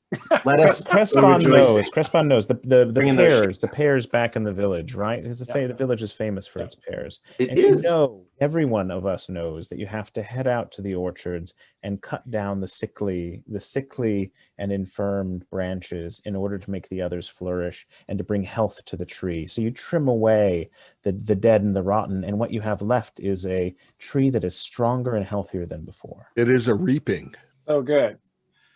Between both of those things, it is a reaping also. Yeah, I'm not. Whoa! I'm trying to reap at the moment, trying to just bring them back to the lady. Okay, that's great. That's all I wanted to hear. I wanted to hear you guys wax. I'm not even there. Wax fanatical. And if the feds ever charge me with anything, like I'm calling you, man. I'm trying to bring you on as counsel because that was beautiful. Okay, so you can spend favor. The max you can get on any roll ever is +4. So you probably. Well, so you got 2. It's momentous. And we are at 3 and 3. Okay. So I'm gonna burn 3 because I really think that Chris Baum really wants this with his heart and soul. So that brings you up to a +2 total. I think +1. Oh, I think +1 actually. So you're at -2, and then you get +1 for your holy symbol. Oh. Thank you. Sorry, Jason. Which no. That's absolutely right. We have that. Remind us of what your holy symbol is, though. It's a tear. It's a copper teardrop pendant. Got it. Thank you. Consecrated and given by Sister Cecile, who, let's face it, is now one of Chris Baum's looked up to people. So personally, that's very variable. All right. So and I am going to Chris Baum. I will. Go against charisma, which does not actually have a negative modifier, so I'm not going to go with wisdom. Well, so, actually, for invoke, there's no stat. It's just hubris. Oh, it's just straight up invoke. Oh, nice. You're asking the fates. Your puny, your human traits have no. Gotcha. Oh, and interesting. And if a failure marks XP. So just like rules clarification, this is invoke is something that does XP rather than like marking. Oh, it marks XP because it doesn't mark an attribute. Right.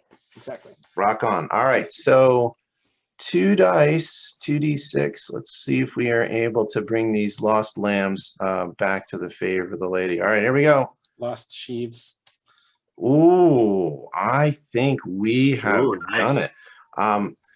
It would probably be the French version of the start of Cruel Angel's Thesis, that opening song from Neon Genesis. You know, it's an 11.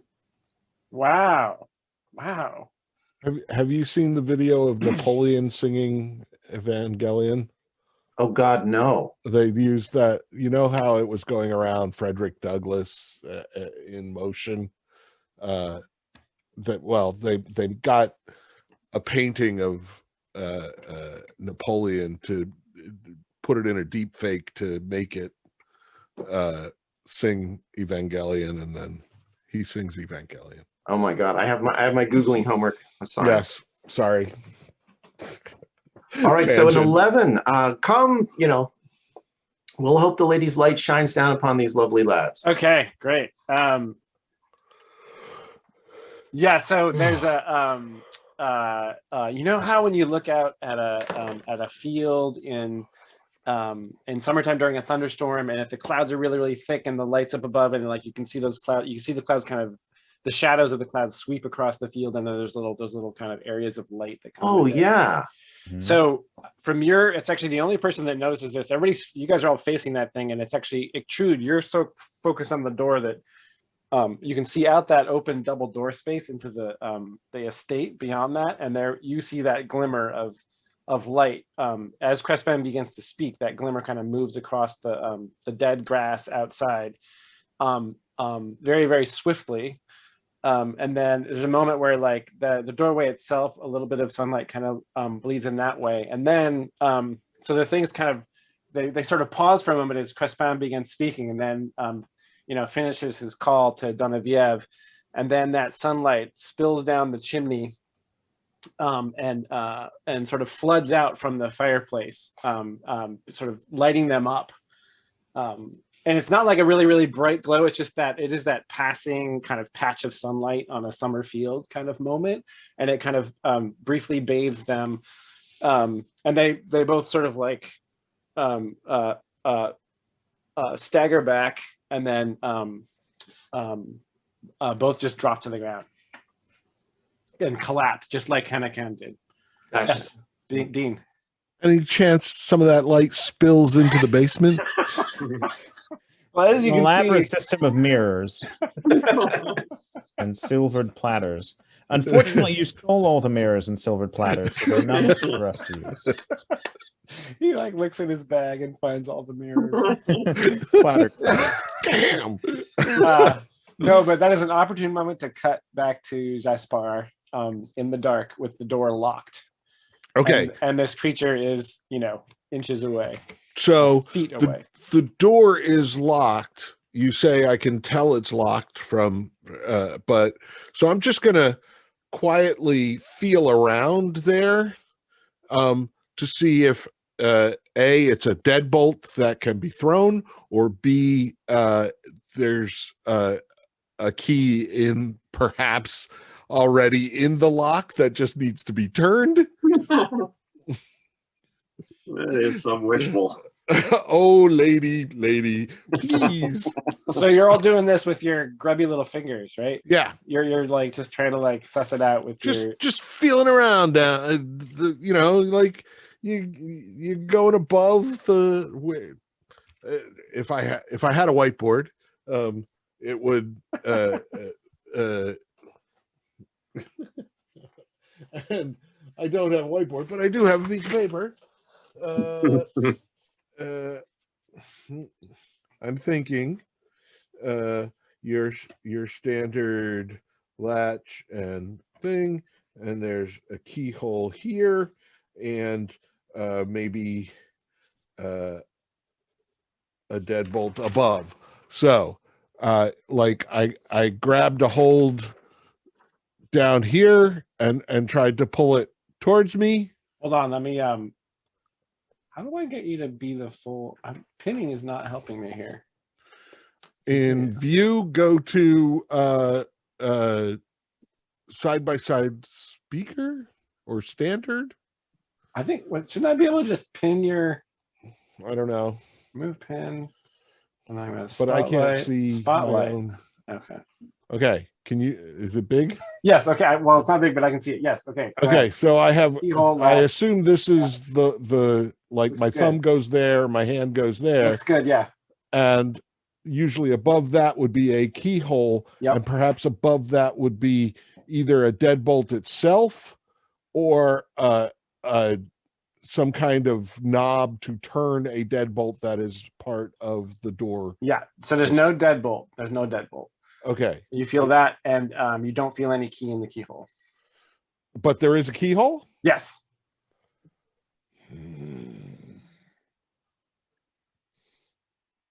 If only I had lockpicks. Hmm. He thinks to himself. So the figure is now sort of Oh, it's getting sort of closer? it's kind of like reaching out with its arms, and it's like as if it was feeling itself way around in the dark. You recall it has no head. Who knows how? But it is a senses level things. below me. It is. It's like that's like a 4-foot drop. So basically, it's up to you're standing on a surface that is at its armpit level, and it's kind of like reaching out across and as it does so, and you're again you're getting all this from the light from the oil fire. Yeah. You see that it kind of like its body passes through the stone a little bit and kind of raises a little bit, and it's reaching out, and its hands are like and Okay. Boris is just writhing around in your grip. Okay, then I am going to move silently again. Okay. Let me switch to a place that I can see. And I assume I can see over here. Yeah, the light's bright enough over there for sure. Okay, so I am going to go to here. Okay, great. That's your goal. Okay. Does the soundtrack have those little plinky piano notes that do, Definitely do, there's do, some- yeah. do, do, do, do? Yeah.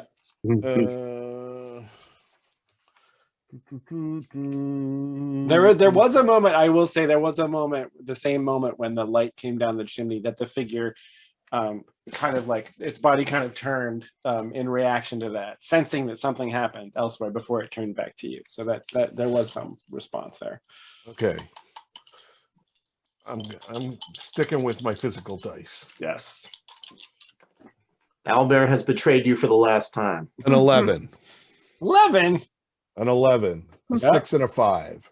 Great. So what does the move say on a 10 plus? On a 10 plus, you get there and take +1 forward Nice. against whomever failed to notice you. Excellent. So Oh, I gotta switch over. Okay. great. So I get +1 on my next roll versus that. Versus that thing. Yep. However that may be, whatever versus means in that context. Yes. And then we're going to jump back upstairs. Okay. Nice. So the whoever has the axe hasn't stopped trying to cut their way through the door. The only thing that's happened so far is that there was a chunk, and then Crespin did his thing, and then the axe kind of like got hauled back out of the door. So that's where we're at. All right, Ictrude will slip to the side of the door with her sword, ready for somebody to smash their way through and then stab them in the side. Kind of sneaky for Ictrude, but that's what she's going to do. Okay. To the side that Ellard's on. Is that the side you're going to? Yeah, pretty. Yeah, scan back in. Yes, so I'd be like kind of here. And Okay. she tries to do it Yeah. quickly, so that whoever's on the other side may not notice that the person holding the door isn't there anymore. By the Oh my way, God, I and have, possibly run across and fall down the newly opened hole. Like classic 13th century French slapstick. I have the elf slippers. Should I be getting +1 on these move silentlies? No. Okay. The elf slippers don't give you +1 move silent. They're just very soft and quiet. What they do is they allow you to move silently. Okay. They enable it. Necessary but not sufficient. Yeah. Joy. The most brutal RPG ever. They're actually very as loud. Ictrude They does, as squeak. Ictrude does that, Gabri is going to mutter something down to the hole about bloody human peasants, and he's gonna back over to the other side of this hole, directly opposite the door, Okay. and Got it. ready his lyre. Okay. Ready the liar. Okay. Awesome. So he moves over there. There's a chunk as the axe hits the door again, and because the latch has already been kind of busted off, the door pops open. So it opens away from Ictrude towards that wall there. And Ictrude, you see that the person on the other side of there who's just applied the axe to the door is kind of carried forward as the door opens unexpectedly. And so they're right there, and it's They get the sword. they got like a grizzled beard, same kind of like gray drawn complexion, like cheekbones visible, sunken eyes, the whole, another servant of Cedavang. So they're kind of carried forward by the movement of the door, and that it's actually kind of a woodsman's axe that they've got applied to the door there. All right, Ictrude's kind of like crouched down, and she's gonna stab at this guy, trying, like an upward motion. Okay, yeah, you just get to deal your damage. You don't have to roll the hit or anything. Okay. So that's, I think, a D8 plus. Do you add your strength for damage here? You do. That's all based on spending metal. You don't naturally get to add your strength. I'll spend a metal on that. Okay, let me just real quick take a look at the fighter moves so we understand what we're doing here. Okay, so you're just dealing your damage. All right, so I'm going to press the D8, and it's going to roll, and whatever it is my damage. Yeah, so you can spend a metal to add one or more of the following effects. If you spend a metal, you can add your strength modifier. Yeah, which is good. It's +2, so a 6, or 4 + 2 is a 6. Sure. And you said you're sort of crouched down and stabbing up. Yeah. And this is with Verite, right? The sword. That's correct. Okay. Oh man. Carried in by the door, and then you crouch down and lurches back. Is it like an in and out, or is it like an in and push forward? In and push forward, trying to push him right back up against the now opened. Okay, so your sword goes up and then through and into the door, and then he's like up against the door, and you at that moment you look over your right shoulder, and there's 2 more of them right outside the door. Comrades! And Jason, are these armed? I mean, they have axes. This one did. But are they in livery, or are they sort of footmen, or are they? This one looks like the one that just came through. Men I at would arms. say you would guess from his garb that he was the estate's woodcutter or groundskeeper, that kind of person. Okay.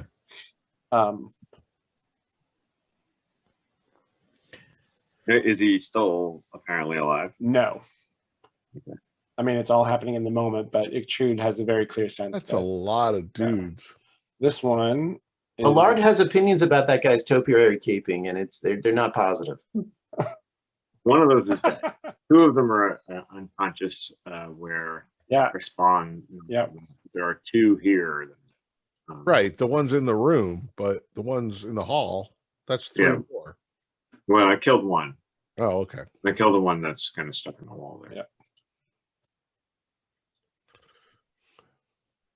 All right, I put a little red mark around it to show that he's been. Very nice. Yes, Gabri.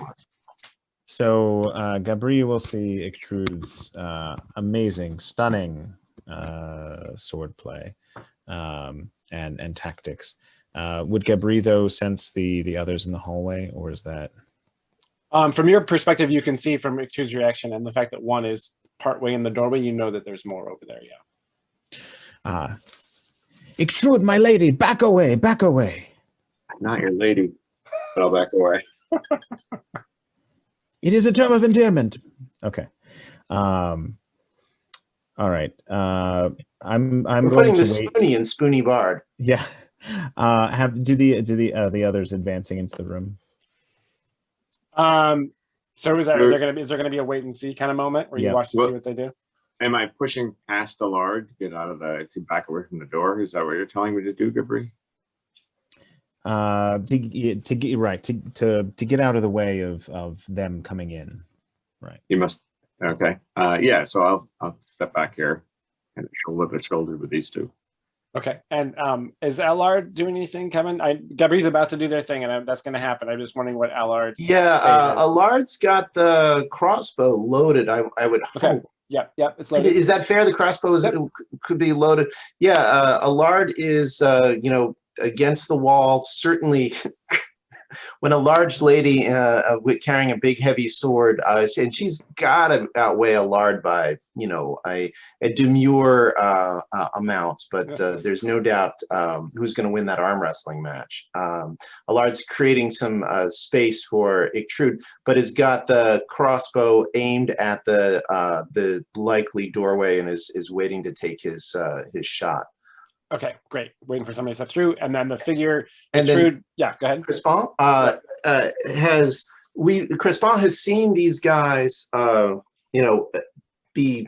approach salvation before, and so I can use Albert. Sorry, Crispin is going to turn around to face the doorway and put himself between, well, he already is, but we'll kind of magnify that he is shielding these two guys who are in recovery mode, and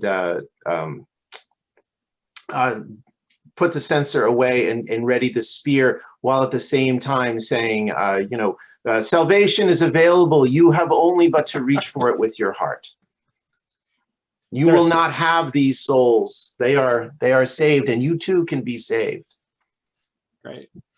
Just enter this coupon code when you. That's right. Okay, Gabri, you're on. All right. So, do these figures sort of muscle their way in? Yeah. They're sort of like there's a stumble, stagger, completely oblivious to the fact that one of their kind is dead. They're bleeding on the floor. And they seem of a similar comportment as the other. Indeed. Okay. Then I'm assuming that they would come in and sort of look toward Allard and Ictrude and Crispin. Crispin's making a lot of noise. As being sort of the nearest forms. But then Gabri is going to give a loud trill or riff on his lyre and a whistle, sort of, and begin to grab their attention. And he's going to play.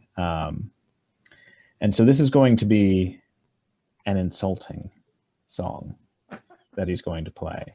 The first in his repertoire. The one about Jespar was just factual, so it wasn't really.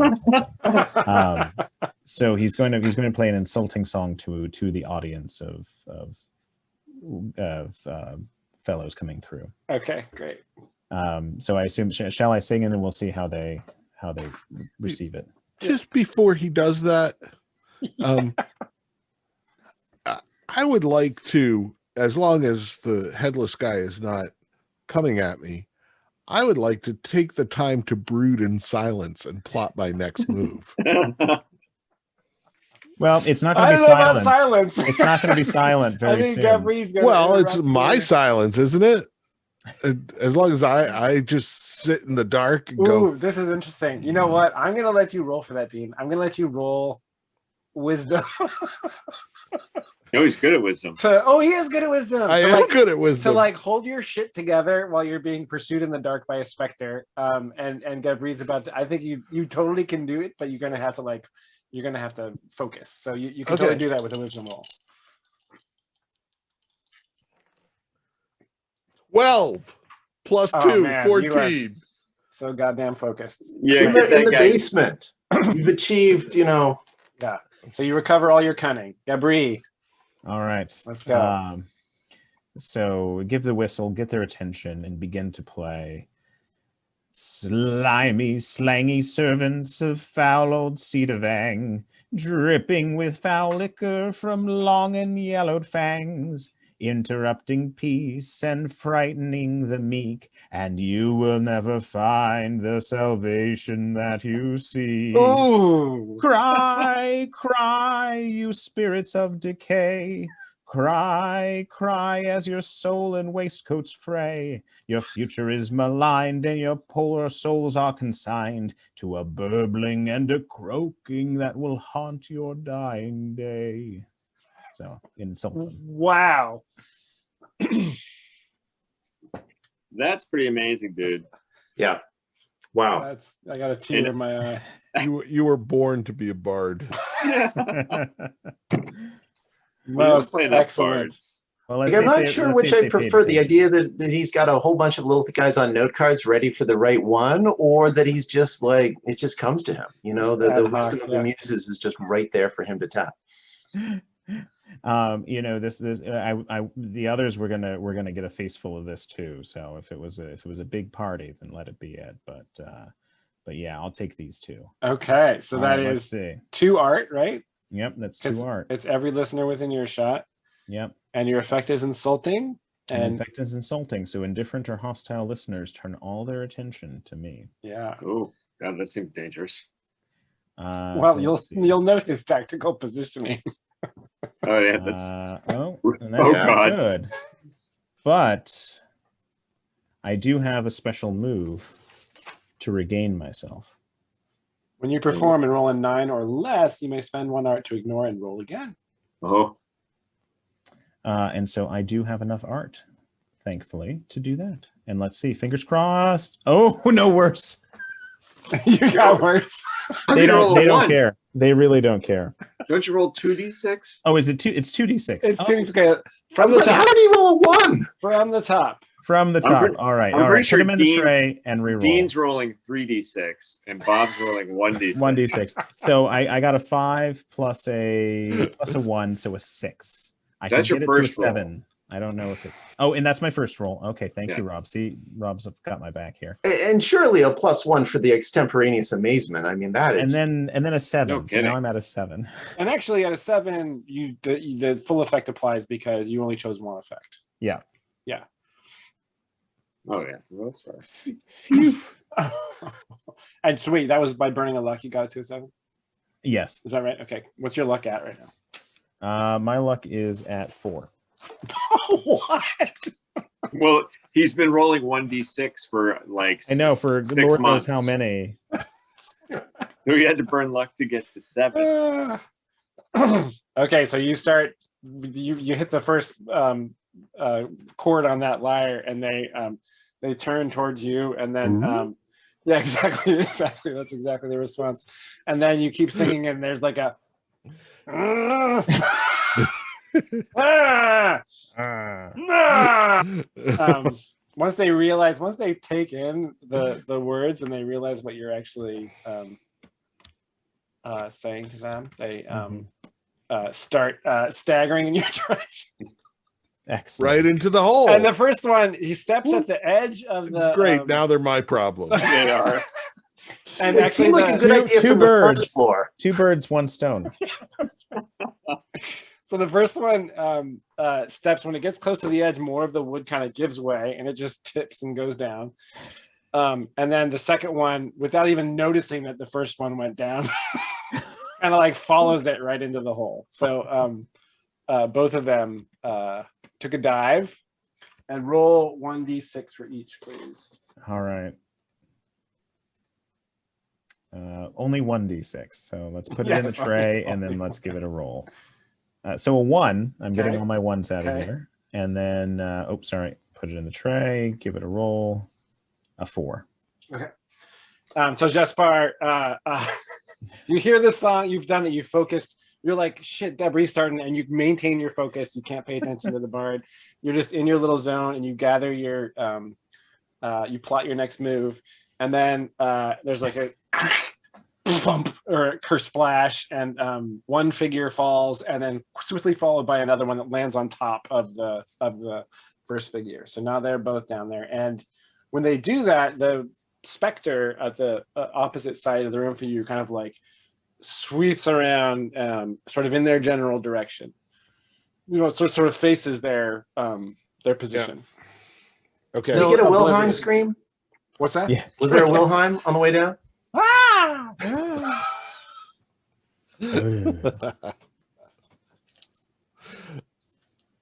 The guy who took 4 didn't happen to depart this mortal coil, did he? At this moment, they're both like in a heap in the water there, Okay. and they're both moving. Okay. I'm gonna try this door quietly. I don't have high hopes, but I can't not try. Hold on. We don't have high hopes we'll ever see you again. Oh, that's a warm thought. You will. You'll see my animated corpse coming at you. Oh no, Revenant! Revenant Jaspar. Fuck my life. Fuck my life. Same situation as the previous store. Okay. Ah! Sorry. The size is all fucked up on. They got some kinks to work out on this. Whoa! Leveled up. Yeah. All right, so they're both right about there. Actually, Now, they Jason, land- are you they just landed on the toggling- stairs? Are you toggling? How are you switching? Yeah, or are you just two switching owlbears? the map, or do you have two? I have 2 owlbears open. Okay, that's what I was going to say. That seems like the most expedient. Yeah, I got the GM on one, and then in Firefox, I have the share screen one. Nice. Yeah, so sorry, Dean, go on. So yeah, they're both moving, and the door appears to be, it's the same deal. There's no deadbolt. There's a keyhole, there's a latch, and it's locked. Okay. And there's nothing else here but the rack right below me, right? And there was that cleaver on the ground. Where was that? You, that would have been, let's see where I am, if you guys can. It was right here.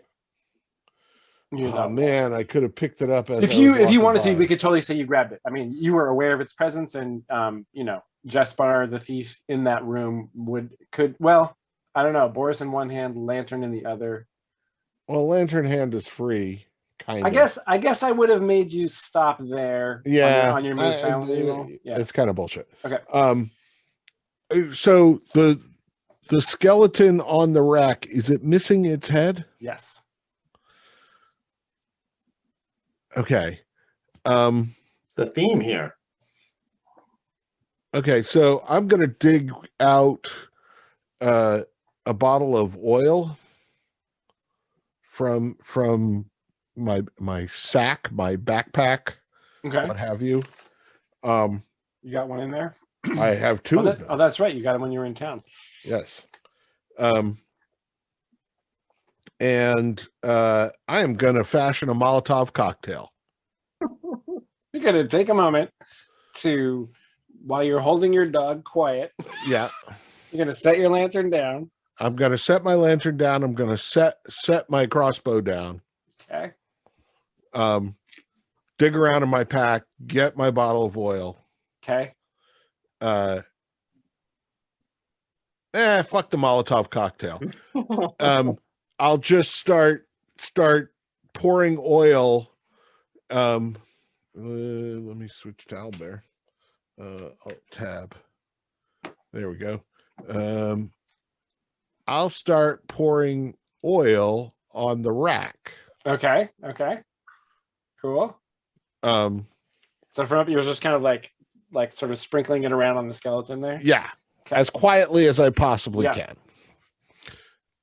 These things are kind of getting to their feet, and the specter is kind of like moving towards them. Okay. Carry on. Hopefully they'll take each other out.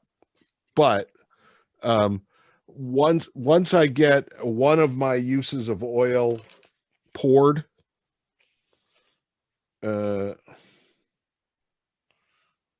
one bottle of oil with 2 uses, one bottle oil, 1 use. left. Okay. Again, quietly stow the oil, get out my flint and steel. Okay, so you pour that first bottle, you go in Yeah. to store your oil. The specter reaches the first of the two servants, and the servant is like, oh gosh.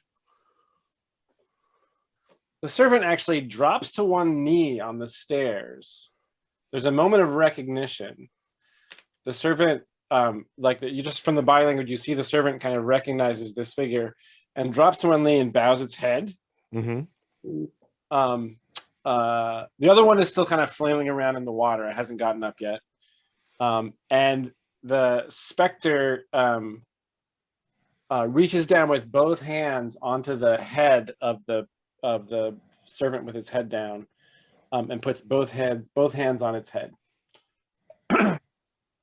Okay. At that moment, you sort of you're getting out your flint and steel. Okay. As soon as I get out my flint and steel, I'm holding it ready to strike, but Okay. I'm waiting to see what happens with this situation. Better them than me. Yeah. So the hands, you could see it moved through solid stone. It was near you before, Right. but the hands actually appear to be like touching this, the head of this poor person, and they, in the flickering light of so the oil is kind of like burning off now on the water, that the oil fire over there. Yeah. A blackness kind of extends from the point where the this person that's bowing down had like a little tuft of hair and was mostly bald on top, right? So the hands are applied, and you see the skin kind of like just grow, just completely taut against the skull, and blackness kind of spreads from the point where the hands are grasping, and then in a matter of seconds, the figure kind of contracts up into, as all of its sinews and flesh and whatever muscle is just something kind of like draws them all tight and just kind of like collapses in a clatter across the stairs. Okay. But he didn't rip the guy's head off. No. Just sucked up his life force or something. Yeah. But that's actually better. I was worried he'd rip the head off, pop it on his neck. I was ready for that too. Oh, and now I can see. Oh. Yeah. I bring this up only because it may play a part at this moment. Upstairs, all the baddies are like down the hole now. Like if Trude would have I don't want to say commanded Allard, but Allard has his crossbow, right? Yep. And said, "Crossbow, get them! Like shoot them!" And pointed down the hole.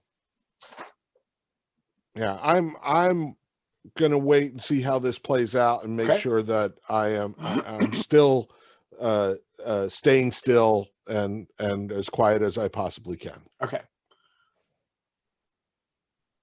Allard. Can we look at the situation up top? Is that possible, or is there a way I can shift Albert? I can do it for you. Sorry. Okay.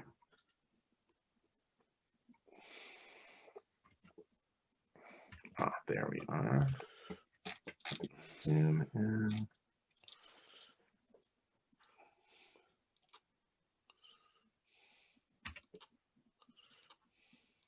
So, what can we see from upstairs, or what would because Allard can certainly move over towards the Yeah, so from the edge of the hole there, without getting too close to the weaker spots, you can see the second servant kind of trying to stand up from its position in the water down below.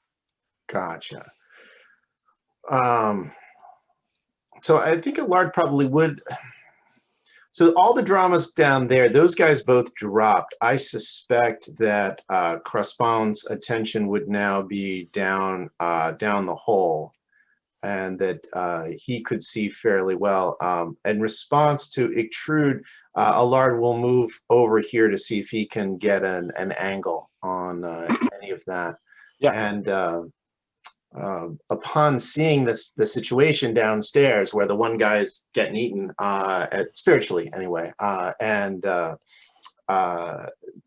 Allard's going to sort of not stage whisper, but sort of, you know, in a sort of bitter thing. We've got to get Jaspar out of there, and Allard will be covering and looking for an opportune shot. Don't think Allard, frankly, is going to shoot a guy who might get eaten. I think he's going to wait till take a shot of opportunity, because he's just not as nice a person as I would like him to be. Crespin will be attempting to reload the holy water sensor. He's got the jug and the sprinkler, and he's going to be in the process of reloading. Okay, so Crespin's reloading, great, and Lars letting his scientific curiosity get the better of him. Yeah, well, is it going to be full after just one? You can't eat just one? Yeah. Like, what's going on here? Is this a magical process? Is this a spiritual thing? Does the specter look stronger than, you know, I mean, this is like a nature documentary. Well, and also this is the first time Allard's seen the specter. So there's also that moment where Allard's like, what is going on down there? Right? And you know, if we could identify who the specter was, like, I don't think he can necessarily, do you know what I mean? But I think he's interested, right? He's like, who is that? And is this the same guy whose head was up there? Okay. Now, he's not letting go of the crossbow or the torch, though. But he's not doing exactly what Uhtred said. Yeah. Okay, and Gabri, you're right there looking down also. Are you also just watching to see what happens? I'm gonna go over and collect my. Actually, no, my crossbow. I think I had put it down, so I'm gonna go over and ready it, which would have been right over here. Oh, so you have to go retrieve it, and then I have to retrieve it. Okay, yeah. So you guys are all lined up on that side of the. Is there any way we can like get Jaspar a rope or a something to lift him out? Because both those, I mean, I don't think we know this, but both doors are locked. And it seems like whatever's happening down there, it's distracted and engaged. So this might be a window. How far down is it? Mon frere, we have the two cloaks in a pile here. We can. I believe it was 15 feet. It's a 15-foot. Yep, from floor to floor, it's 15 feet. And it just so happens that we are each 7.5 feet tall. Grind. And hey.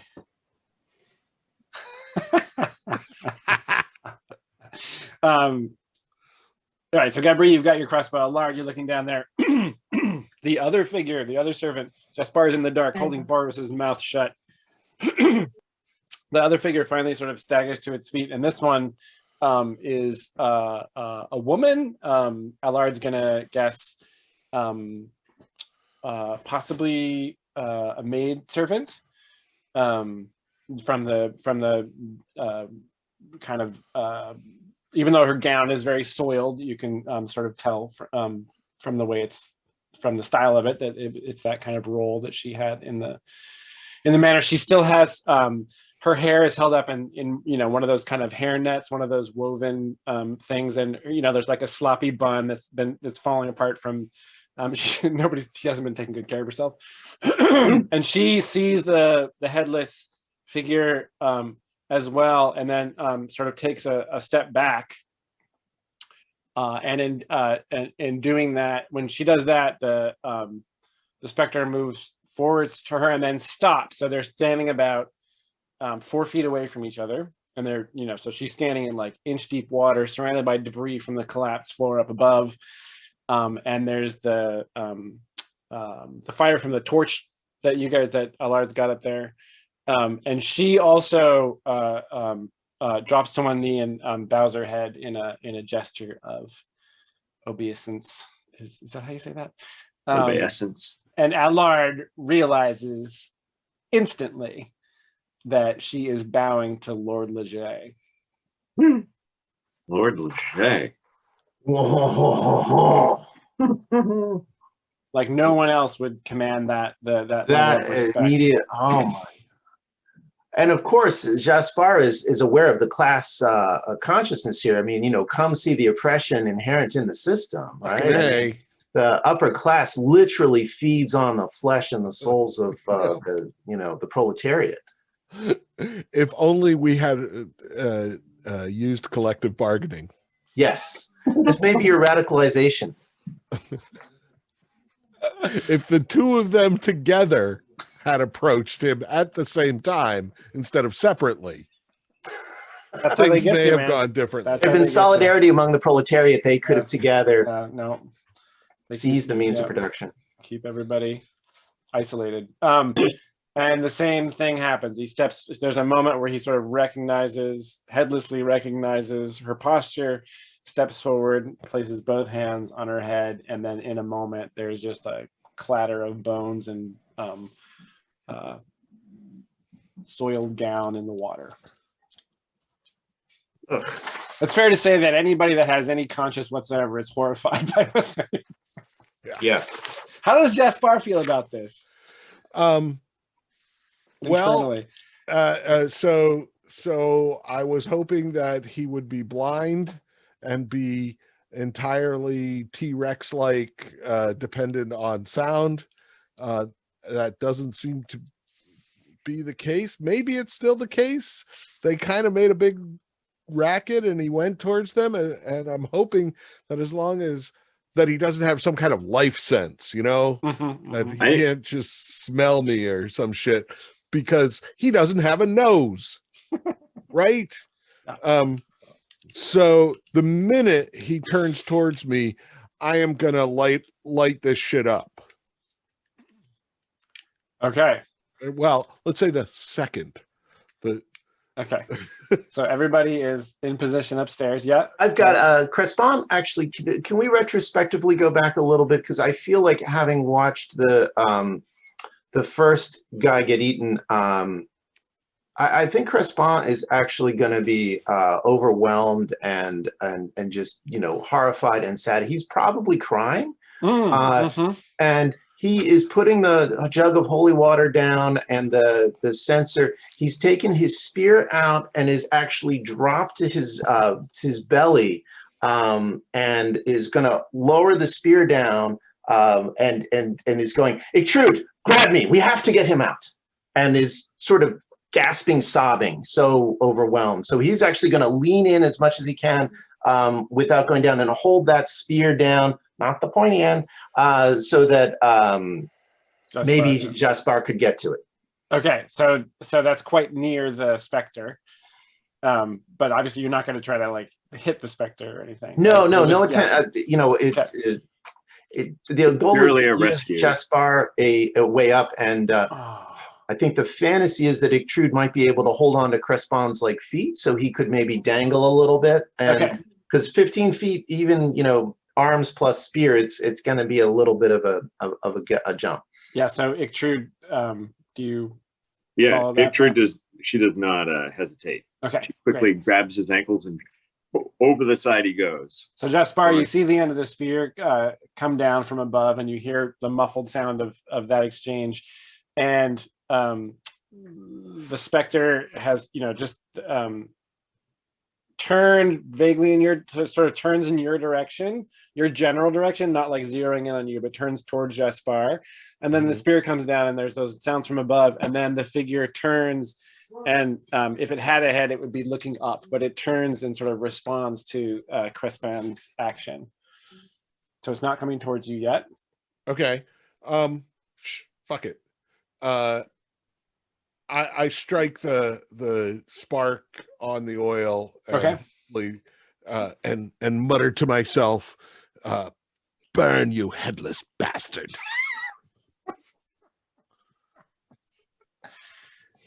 Oh, interesting. You didn't put the oil on the thing, though, did you? On the rack. You put it on the rack, and the skeleton that's on the rack. Oh, and we're thinking this is the body of Lord Leget, right? Missing a head. That's what I'm hoping. A head. You're destroying the physical form and hoping that it will either distract the spirit or maybe even banish it. Now untethered from this mortal plane, he grows ever stronger. You know, I think Jaspar has to make a luck roll to see if his... The supposition. Well, no, it's flint and steel. There's no... So you're literally trying to strike a spark onto oil. Yeah, that's going to be a roll, though. That's not an easy... Okay. Yeah, Okay. yeah. I mean, with time, there you can totally do it. It's the question is, can you do it right in this moment? So Right. and I'm that's sure we like could- probably dexterity to do like a real quick, yeah. Should I roll dexterity or luck? Yeah, dexterity, I think. Okay. I was gonna say luck because you fell through water, but water wouldn't really have an impact on this. There's probably a 10,000 word blog post somewhere on the internet about the D&D characters trying to do this and whether it would be. Yeah. I got a 9.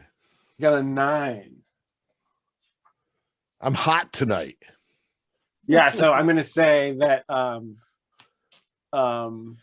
Should I Okay, then- spend a luck? Or 10? Well, so yeah, you can choose to do that if you. Let me think.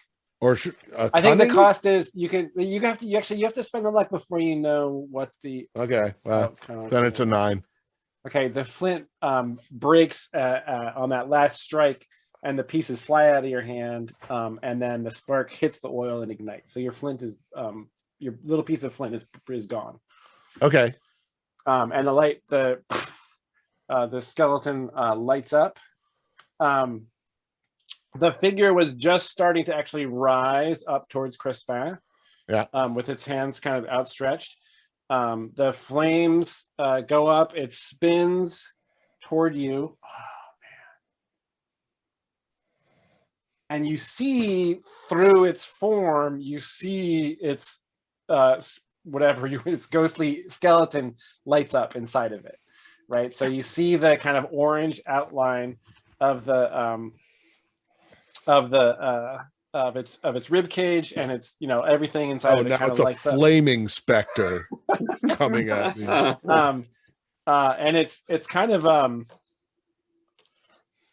and it's moving kind of like erratically, like it doesn't really it's not as composed as it was a moment ago. So that's just like what's happening. And is everybody just going to watch this play out? Is that the plan? Okay, what's going to happen next? I'm going to grab my lantern. Yeah. I'm going to tuck my crossbow, and I'm going to move towards that spear that's dangling down. Okay. You got the dog too. Lantern. Dog, Crossbow, okay, I'll leave the dog. crossbow. Fuck the crossbow. I've never actually successly shot anything. That's the bard. Technically, Except the technically bard, not that's true. true. Technically, And I am going to move silently once again because To avoid its attention. Okay. yes. Great. Go for it. And do I have to say I'm going to spend cunning to move silently? Cunning is the only thing you spend after the roll. Okay. Oh, Come on, neat. hot dice. 11 again. Damn. Okay. Fucking That's A. far, man. I'm hot. So you're just like silent, like a. I mean, I don't know what kind of woodland creature you are, or vermin. Like a Weasel. rat, like a rat in a basement. You slip along the wall. In a hen house. That's right. Don't you have like ratty features? What are your physical? You're like a haircut. I have a notable face and straight hair. That's right. Notable. notable. face. So how are you gonna? The lantern is like the dog and the lantern in one, and you're gonna grab onto the spear with the other hand. Sure. Okay. So you get there, you grab the spear. It's continuing to like as the skeleton burns on the rack. It's just kind of spinning and moving around. Like one hand kind of sweeps close to you, and as it does that, there's like a deathly cold waft of air passes your face. You grab the spear. What's Jaspar's like strength plus constitution? Con is 14, strength is 12. Okay, so pretty substantial guy. Yeah. I'm gonna say I'm hardy. Crespin, it's gonna be a roll for you to haul him up. And you get +1 because Ictrude's helping you. I was going to say, I think Ictrude is the lever that's moving this engine. I think Crispin may just be holding on for his life and Jaspar's life, and hopefully, and says to Ictrude, pull us up. Okay, well, in that case, Ictrude makes the roll. Do I get a +1 from somebody? I don't think you get a +1 because you're hauling Crestband. He's not helping you, right? Like you're the one applying the force. So, But you're strong, right? Please say yes. Yeah, it's like a 17. Yeah, she's very strong. So She was the one to take this role. I'll just say that. I'm putting my 2d6 in the thing. This is not my roll. So there's my 2 dice. All right, and now here is my roll +2. Ooh, that's a 4. +2 is a 6. Nice. I could burn a luck to get us up, and I'll do that. Oh, you may want to save that luck for later. Somebody's life might be on the line later. Well, yeah, this Burn the is luck. Burn the luck. I should see how much luck I have left. Hold on a second. Well, the good news is Gabriz is 4, so you've got a way to go before you're the low dude on the totem. I like how Rob just left the screen. Like we're all like, I think he went to get his character sheet. Yeah, go check how much luck I have. She has 9, so I'll burn one. I'll take it Okay. down to All right. 8. Great. That gets you to a 7. Not great. All right. So, and the trade-off. All right. So you're. Okay. So here's the deal, Dean. Yes. You realize from your leverage, Aspar's got, and you're going to have to like haul yourself up and grab onto Crestband to finish this climb. Okay. And you're deciding to do that. You either have to drop the lantern Or Boris. Ooh. I'm not Oh, going to. yeah. I'm not going to Put put you in that Boris on the position. line. I'm not Sophie's gonna put you in that choice, position. There's yeah. no choice there. There's no interesting choice there. I would not. Clearly, you would hang on to Boris if the situation was different. So you're going to either have to yank Crestband's spear out of his arm and throw that behind you and grab onto him and get hauled up, or drop the lantern. So Fuck Crestband- no. His spear's going. Okay. Yeah. So Crestband's Remember, I took the dive in the hole to save the lantern and the crossbow. So if I lose the lantern, this has all been for naught. Okay, great. So Crestband's leaning over there. You're hauling yourself up.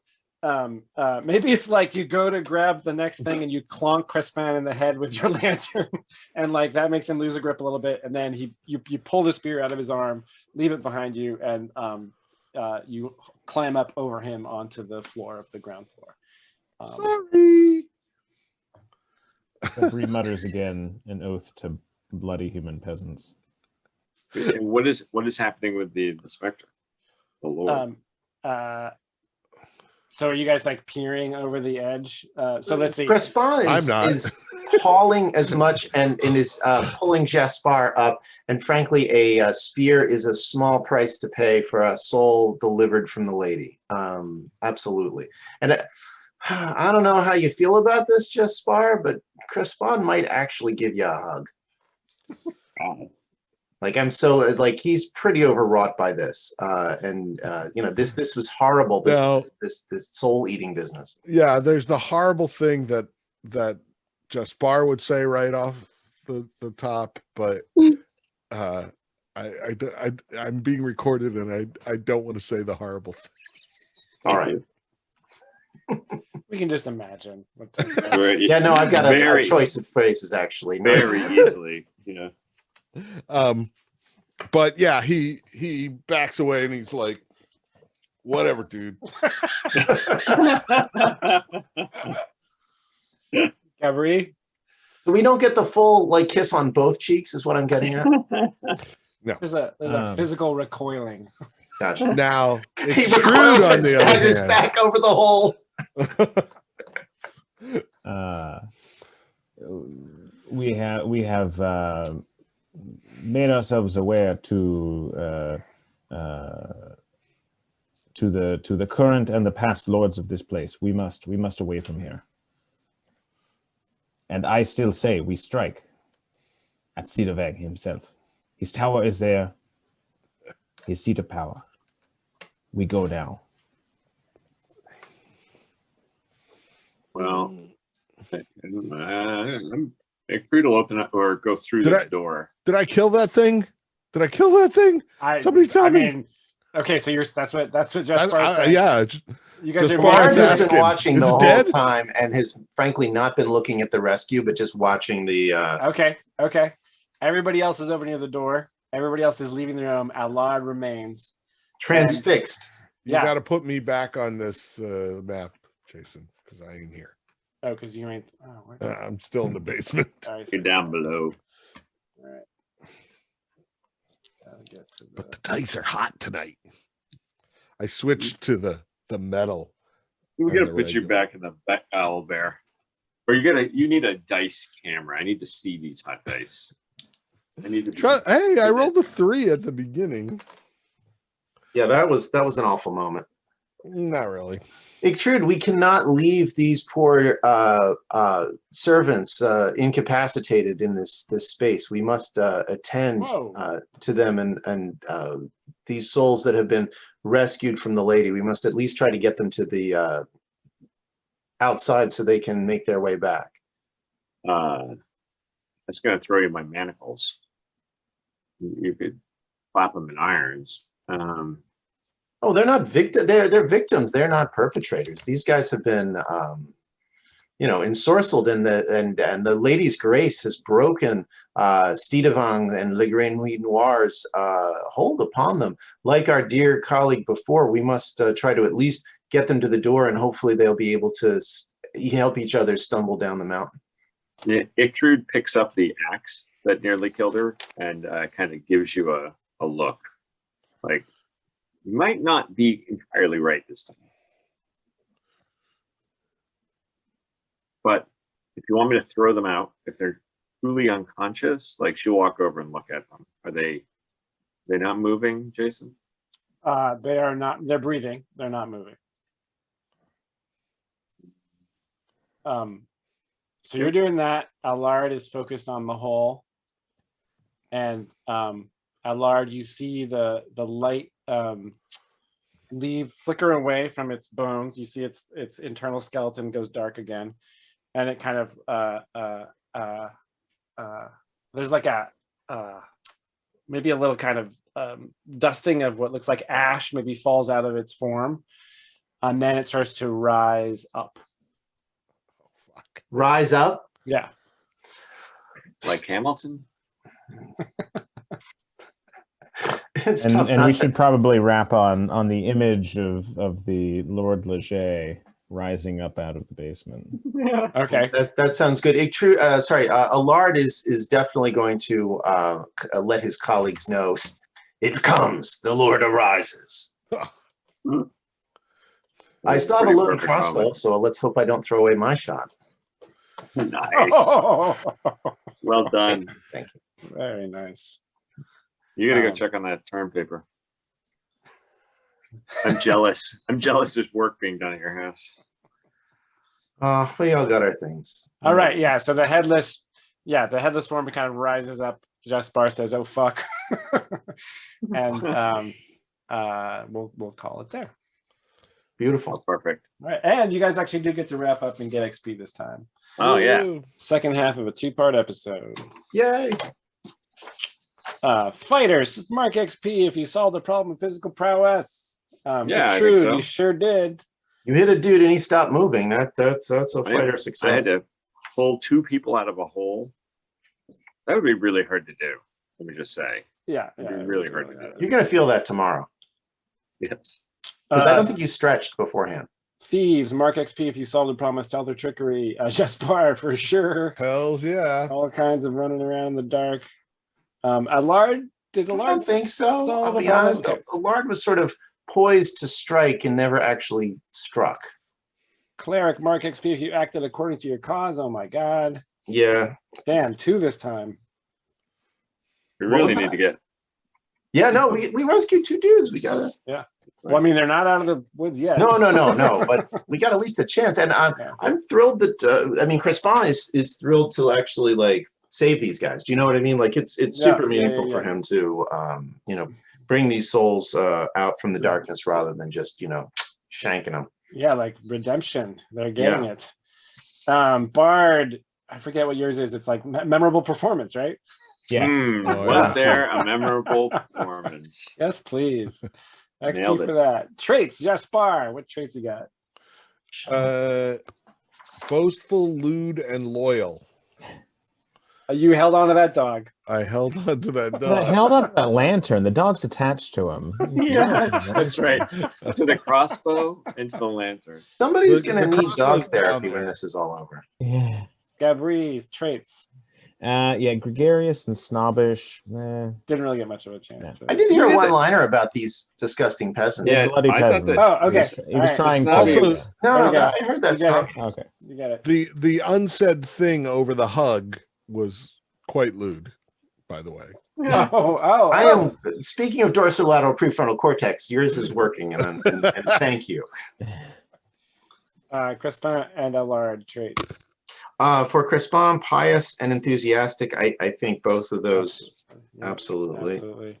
And lazy, stubborn, curious. I think definitely curious Yes. for Yes. Allard. Totes. Yep. That's awesome. Extrude. Cautious, right? Focused, cautious, and hopeful. Oh yeah. XP for Extrude. Alignment goals. Create chaos. You lit a fire, Jaspar. I Oh, did. yeah. You totally lit Also, the spear went yeah, where totally. What's Gabri's alignment? So neutral. So I intentionally didn't focus on saving the folks coming through the door, since he did that before. Oh, nice, nice. Great. Yep. Balance Sounds the. good. Yeah, Oh, balance the the two-faced coin landed scarred side up. This time. Exactly. but who was doing the Down in flipping? the hole you go. Crispin is lawful. Is that right? Sorry. Yeah, Crispin is lawful. Definitely maintained order by bringing those saving Bringing those guys to- back, putting away the thing. I think for Crispin, at least cleric in a haunted house is. I know, it's like, this yeah. is like He's on a mission from God. It's like Yeah, it's no, all, absolutely. It's all lining up. Allard. I'm not sure about chaotic. I got to be honest with you. Didn't really get a chance to do much, really. No. This is one big showdown in a. Yeah. And Extrude, good. Good. Help another at your own expense. At our own expense. Nothing costed you anything, right? No, like she kind of killed the dude that that was just a straight up fight, and then helping the Yeah. It didn't cost me anything Didn't to cost you. Yeah. drop Crispin over the side and lift him back up. So Okay. I would say no. All right. Did you make an exciting discovery? Yeah, the Lord Yeah, of Lord Leget. Leget. All right. Everybody gets XP for that. Woo woo. Did you overcome a difficult obstacle? Oh yeah. Getting him out of the basement, I thought was impossible. So I'm pretty impressed. No, I'm really Right. stoked we managed to because Yeah. when both of those doors were locked, Excellent. Everybody gets XP for that. And did you acquire some memorable booty? No. Oh. Ooh. excuse me. These two precious souls that we've saved for the lady. You're our vassals now. I mean, I was going to say, if you want to treat them as property. Oh well, no. Then I get Jaspar on me again. Yeah, we have to proletariat. work out Yeah. equal shares. But I would like to say spiritually, like it's really wonderful that we've been able to bring these guys. Yeah, back. let's just hope. Serve Yeah. you on alternate Tuesdays and Thursdays. They serve me on Mondays, Wednesdays, and Fridays. Right, I'm level. I'm Four, I level guess. 4. 4. Did you guys level up? Yeah. Yeah. No way. May I make a meta suggestion? Like, if we take these two guys back to the library, maybe this is a chance for all of us to like rest and level up. Or we could think about dragging these two guys back to the village, leveling up, and then coming for the big showdown, or explore the basement. I don't think Gabri will let us go back to the. No, man, Gabriel's locked in. But maybe the library. Gabri? But I think we definitely. I mean, Lord of the despite, Manor. I think we gotta try to level in order Yeah. before we walk through that door. Yeah, Yes. that's fair. I need the hit points. I need the cunning. You get no hit points. I Or don't. do we? At level 4, is that what you guys are going to be? You get Yeah. a new advanced move, Oh, but you Um, do get luck back. well, And- hey, how and much? And you yes, and all of your traits will go up by 1. You know, your class resource. So your cunning will increase by 1. All that stuff. Yeah. You could How level much up now. does your luck? How much does your luck go up by your level? It goes up by your new level. Yeah. Sorry, it gets restored by that amount. It doesn't increase by that amount. Great for Gavri. So maybe that can be something we're thinking about during the week, at least for, you know, what our level up moves are going to be. Right. Yeah, that would be good. Yeah, let's start next time. And There's some Rob, good you really ones. think we have a chance charging in there? I think we should level up, Yeah. but then I'd be okay with it. Okay. Although we haven't looked too far into the basement, except maybe we just found the basement boss and we don't need to go down there anymore. Although the basement boss is coming out. I think that's the thing. nice Yeah, you don't have to necessarily retreat all the way to the library. Like you guys could you just need like a safe, secure place where you can take a moment to catch a breather. Which yeah, you could go to the back library fine, but you are going to have to deal with this immediate situation before you can level up. So keep that in mind. You're still at your depleted luck and stuff like that. Does anybody have any silver weapons? Sorry, Bob. I have a bunch of silver arrowheads. Ooh, Attached to But they're- anything? They're not on arrows. Could you get him to eat them? Like, I don't know. How is that going to help Make that? them into a delicious stew? Make them into muffins.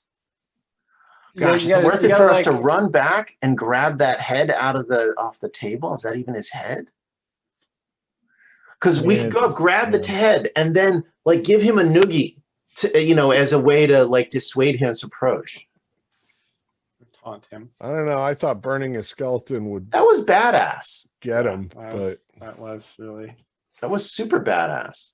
the other possibility is the cleaver down below.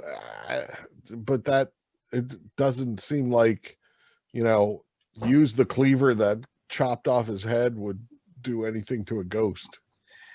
Yeah, I mean, if we have enough time, there's still holy water that can be loaded. Actually, probably was loaded into the censer, but never tossed. So we had 5 in the jug, 1 in the censer. Last week we burned the 1 in the censer, 5 in the jug. There's now going to be 4 in the jug and 1 reloaded. So that'll give us at least something. But I don't know, Ictrude or Gabri, do you guys have anything that could credibly damage something spectral? I don't know if Dorothy would do that. I mean, it would have a chance. I think Allard has a silver dagger. Silver dagger's not very useful. So maybe that we could... I've got a silver fork. I'm sorry, there's all that silverware. Yeah. I have a strange whistle. I've been carrying that around for a long time. Yeah, why not blow it? That's right. You found that whistle. Yeah, what's the worst that could happen? Forgot about We that. Ghost call dogs. more monsters. Well, Quite a yeah, few things. then Lord Leger is just going to eat them. All right, great. And Jason, Nice work. one last thing. I don't pretend to know the healing properties of, you know, spectral undead lords, but I think he did take 2 points of damage. I got it. Yeah, You it's got marked. it. I got it. Thank you. You know, it's always good to check because my bookkeeping is not always great, but I do have that marked down. All right. Well, Okay. Okay. it was wonderful seeing you guys. Great to see you all. Great to see you. Good Hey, luck, gents. everybody, on your various things. Yeah. Our too. problem. Our various My problem struggles. is getting to magic camp pales in comparison. Well, we all have our battles. We all have our magic camp. We do, yes. Next year in magic camp. All right. See you guys Good night, then. guys. All right. Good All right, night. guys. Good night. Everybody.